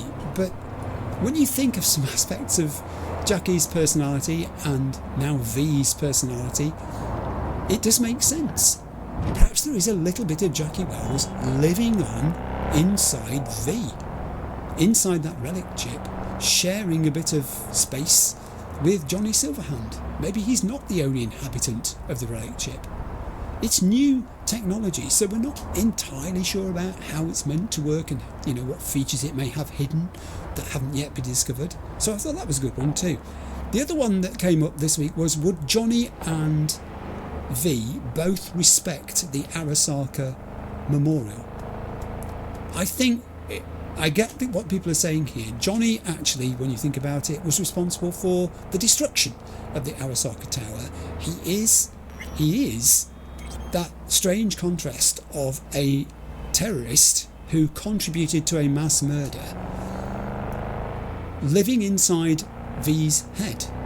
But I don't think he would influence V in any way as to V's impression of that memorial. I think it was intended not as a memorial to the tower being lost, but to the people, to the lives that were lost. And V would respect them, I think. But that was a really interesting point that someone pointed out. I think there may have been mixed motives to that memorial being built. I think it perhaps was intended by Arasaka as a memorial to Arasaka and what it had lost in the course of what happened in 2023. Not just the people, but I think certainly from V's point of view, it's all about the people. It was the loss of life that he would respect by going there. Whether Johnny could bring himself to, I don't know. Right, we're there. We've arrived at our destination. I'm going to get out. Now I'm going to actually at this point make a video. That sounds silly because I'm making a video at the moment, but I've wanted to come here and make a particular sort of video for a little while now, and this is the absolute perfect time to do this. I've got to think about what I want to say, I've got to think about how I'm going to do it, and I'm going to insert that video right here now. So here it comes. I've come to the columbarium because after everything that's just happened, I needed somewhere quiet. That might sound strange in a city like Night City, where quiet usually means danger and solitude usually means vulnerability, but there is something different about this place. The columbarium exists almost outside the normal rhythm of the city. Nobody is here to sell you a dream. Nobody's trying to recruit you into a cause, and nobody is asking you to choose a side. The endless noise that defines Night City seems to stop at the gates, replaced by something much more uncomfortable: perspective. As I walk through these memorials, looking at names and epitaphs left behind, I'm struck by the fact that every person here was once convinced that their story was still unfolding. Every one of them had plans for next week, ambitions for next year, and explanations for the decisions they'd made. Some would have considered themselves good people. Others might have known perfectly well they weren't. Some probably spent their lives chasing wealth, others power, others love, revenge, security, freedom, or simply survival. Yet from where I'm standing now, all those distinctions seem strangely insignificant. Whatever separated them in life has largely disappeared in death. They've all arrived at the same destination. There is something profoundly humbling about that. One of the themes that keeps emerging throughout Cyberpunk is the tension between human agency and human limitation. We are constantly encouraged to believe that our choices define us, that our decisions shape our futures and reveal our character, yet V's journey repeatedly demonstrates how little control people actually possess. Almost every major decision in this game takes place under conditions of uncertainty. Information is incomplete, motives are concealed, and consequences remain unknowable until long after the choice has been made. The player is asked to judge situations in which certainty is impossible. The situation with Songbird and Reed feels like perhaps the clearest example of that dilemma. When people discuss morality, they often imagine a world in which facts are available and intentions are transparent. In reality, moral decisions rarely present themselves so neatly. Reed believes he's acting in service of duty, loyalty, and a cause greater than himself. Songbird believes she's fighting for her freedom and her survival. Both have in their ways deceived V. Both have withheld crucial information. Both have manipulated circumstances to secure a desired outcome. Yet reducing either of them to a hero or villain feels intellectually dishonest. They are not complete opposites. In many ways they are reflections of one another, each trapped by commitments and fears that have steadily narrowed the range of choices available to them and driven a wedge between them. What fascinates me is how difficult it becomes to maintain consistency when confronted with people like this. Most of us like to imagine that we possess stable moral principles. We tell ourselves that honesty matters, that loyalty matters, compassion matters, freedom matters. The challenge arises when those values collide. What happens when honesty threatens someone's survival? What happens when loyalty demands participation in something unjust? What happens when compassion for one person requires betrayal of another? The real test of morality is not whether we can identify virtues in isolation. The real test is determining which virtue takes priority when circumstances make it impossible to honour all of them simultaneously.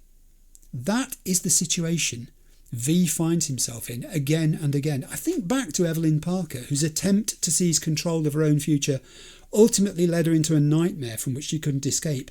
She was manipulative, certainly, but she was also desperate. I think about Judy, whose compassion repeatedly collides with the brutal realities of the world she inhabits. I think about Panam, whose fierce loyalty can be both her greatest strength and her greatest weakness. I think about Takamura, a man whose personal honour survives within a system that often seems entirely devoid of honour. I think about Johnny Silverhand, perhaps the most fascinating contradiction in the entire game, a man capable of genuine insight, genuine courage and growth, while simultaneously remaining capable of astonishing selfishness and destruction. The more examples I consider, the more difficult it becomes to divide people into categories of good and evil. The world simply refuses to cooperate with those distinctions. Perhaps that is why Night City feels so philosophically interesting. It challenges a comforting assumption that many stories rely upon, the belief that sufficient knowledge will reveal the correct answer. Again and again, Cyberpunk demonstrates the opposite.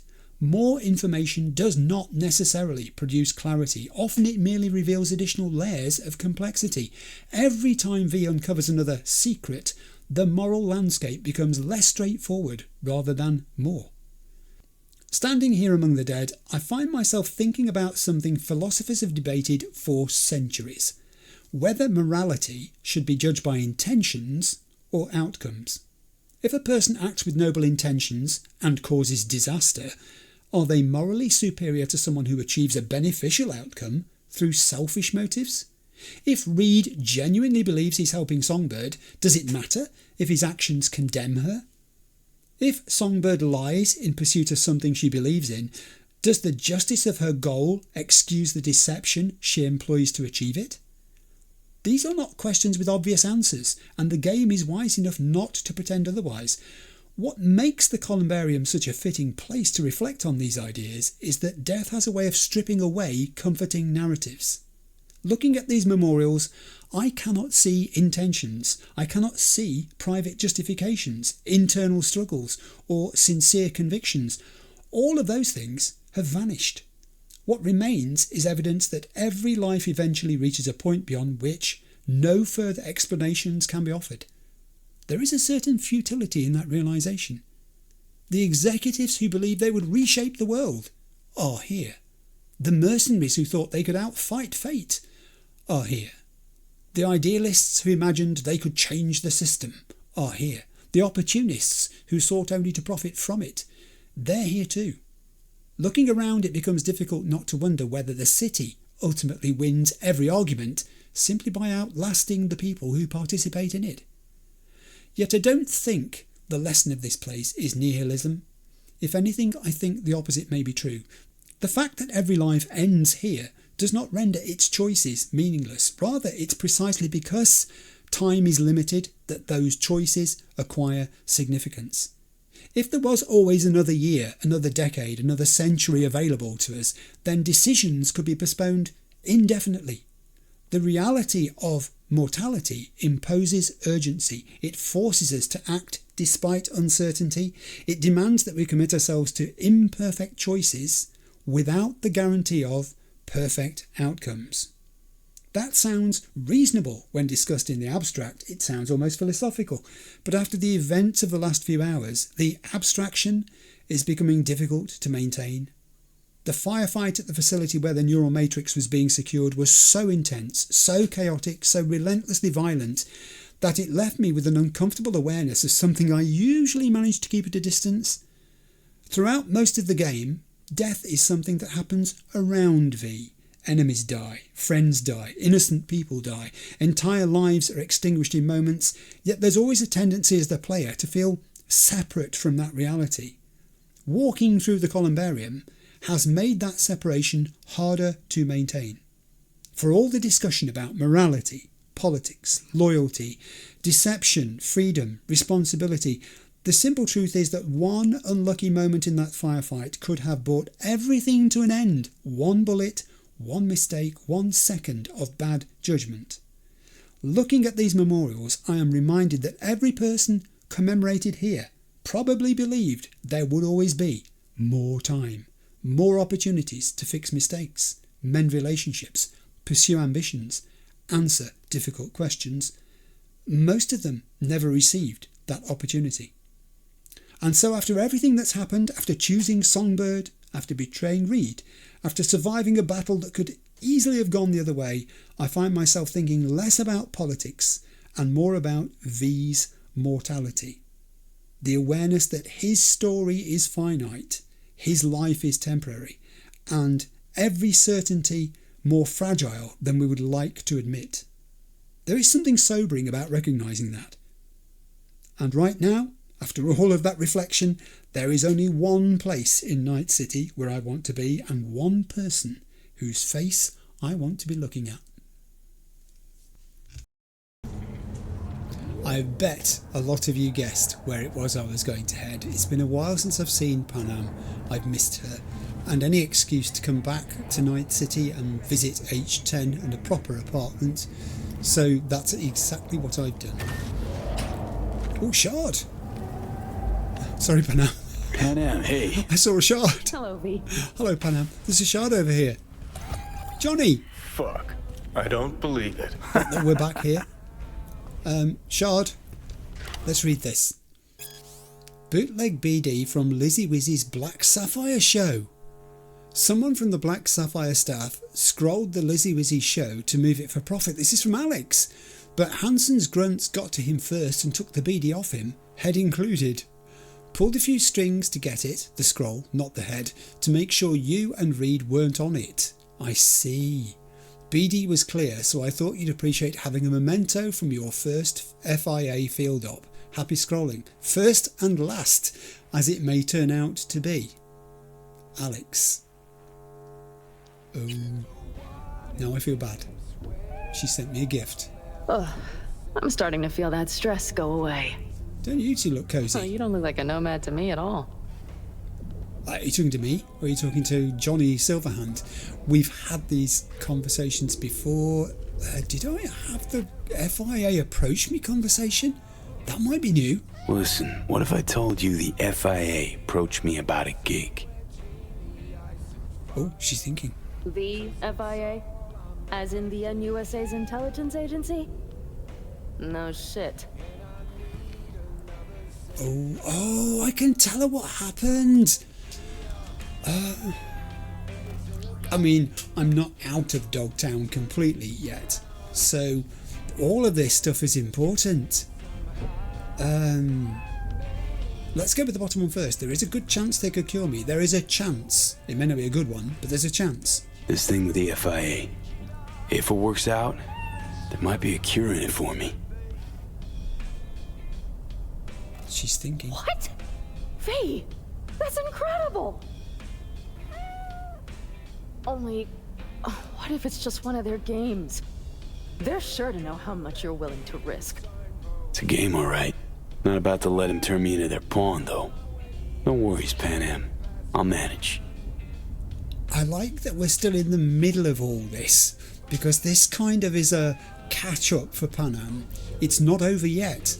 And the things I'm saying to her, although they're entirely true, they're kind of half the story. She doesn't know everything, and I'm not telling her everything either. I was there for a while. Was in Dogtown for a time. It's right next to Night City. It was like a whole nother world. Dogtown, huh? I think about it like a mistake. A regret. Nothing to do but wall it off. Forget about it. Wait until it withers and dies. Yeah, Night City half pretends that Dogtown doesn't exist. But nobody can convince me there's not some kind of fucked up symbiosis between them.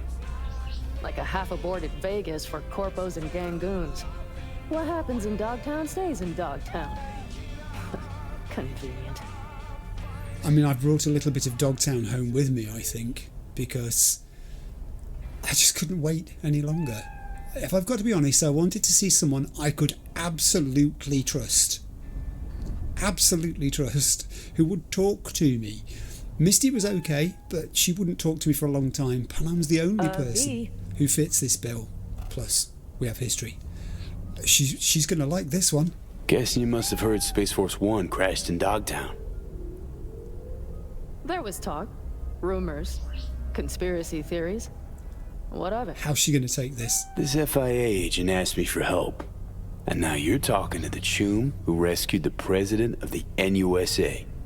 Oh. God damn! Truly, you've outdone yourself, V. Secret agent. The one thing missing from your resume. Just as long as you know governments, heads of state, all that. Even if you think they owe you for some reason, it usually boils down to them having something on you. So stay vigilant, okay? You see, this is why I came home to see Panam.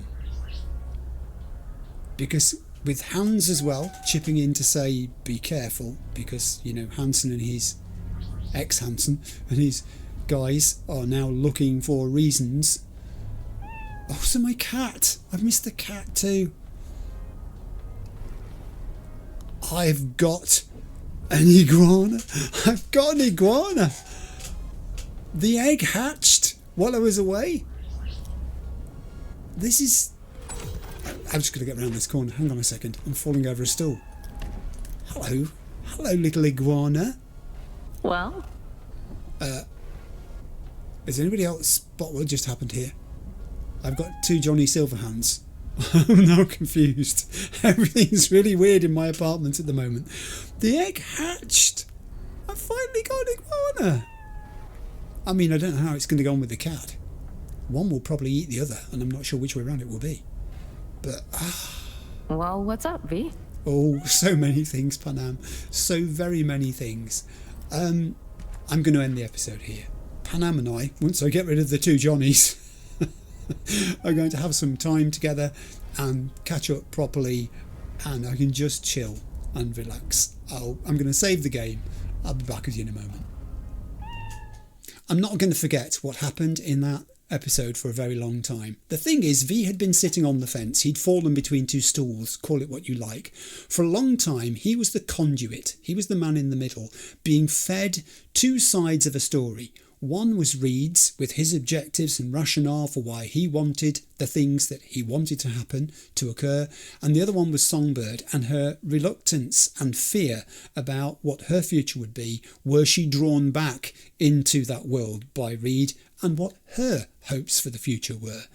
And as the person in the middle hearing both sides, V could see that they were growing further and further apart. They would never be resolved to the mutual satisfaction of both parties, and therefore he realised that at some point he probably would be called upon to choose a team, to pick a side.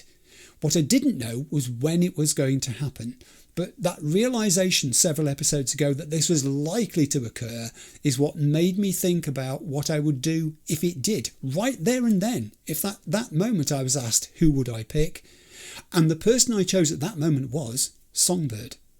And I said to myself, that's the choice for now, and it will be the choice in the future, provided that no other information comes in which makes me think I should not be supporting that person, and instead I should be supporting Reed.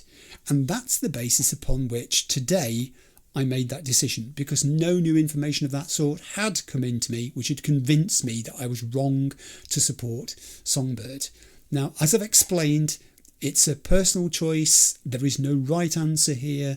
There's just feelings. There's just gut reactions to a situation. You go with what you think is the best at the moment. So that's what I did. Obviously, there's going to be some unpacking to do of everything that happened there. It's a complex video, this one, actually, because it had the reaction to the trailer at the start. We'd got the explanation, which I've put in about why I chose Songbird. There is the stuff about the end, where we're at the columbarium, and I talked about the nature of decision making and, you know, the idea of what people can and can't achieve in their lives in the game. And also, I just want to go back to that last thing I mentioned about subscriptions one more time, because I don't talk about subscriptions. But if you are someone who watches and you do enjoy the content, please consider subscribing. It really does help with the algorithm pushing out the video to more people. So that's it. That was episode 64. I need a big drink. I've got a massive editing job with all those different parts to this video to stitch together. I've no idea of the duration of it.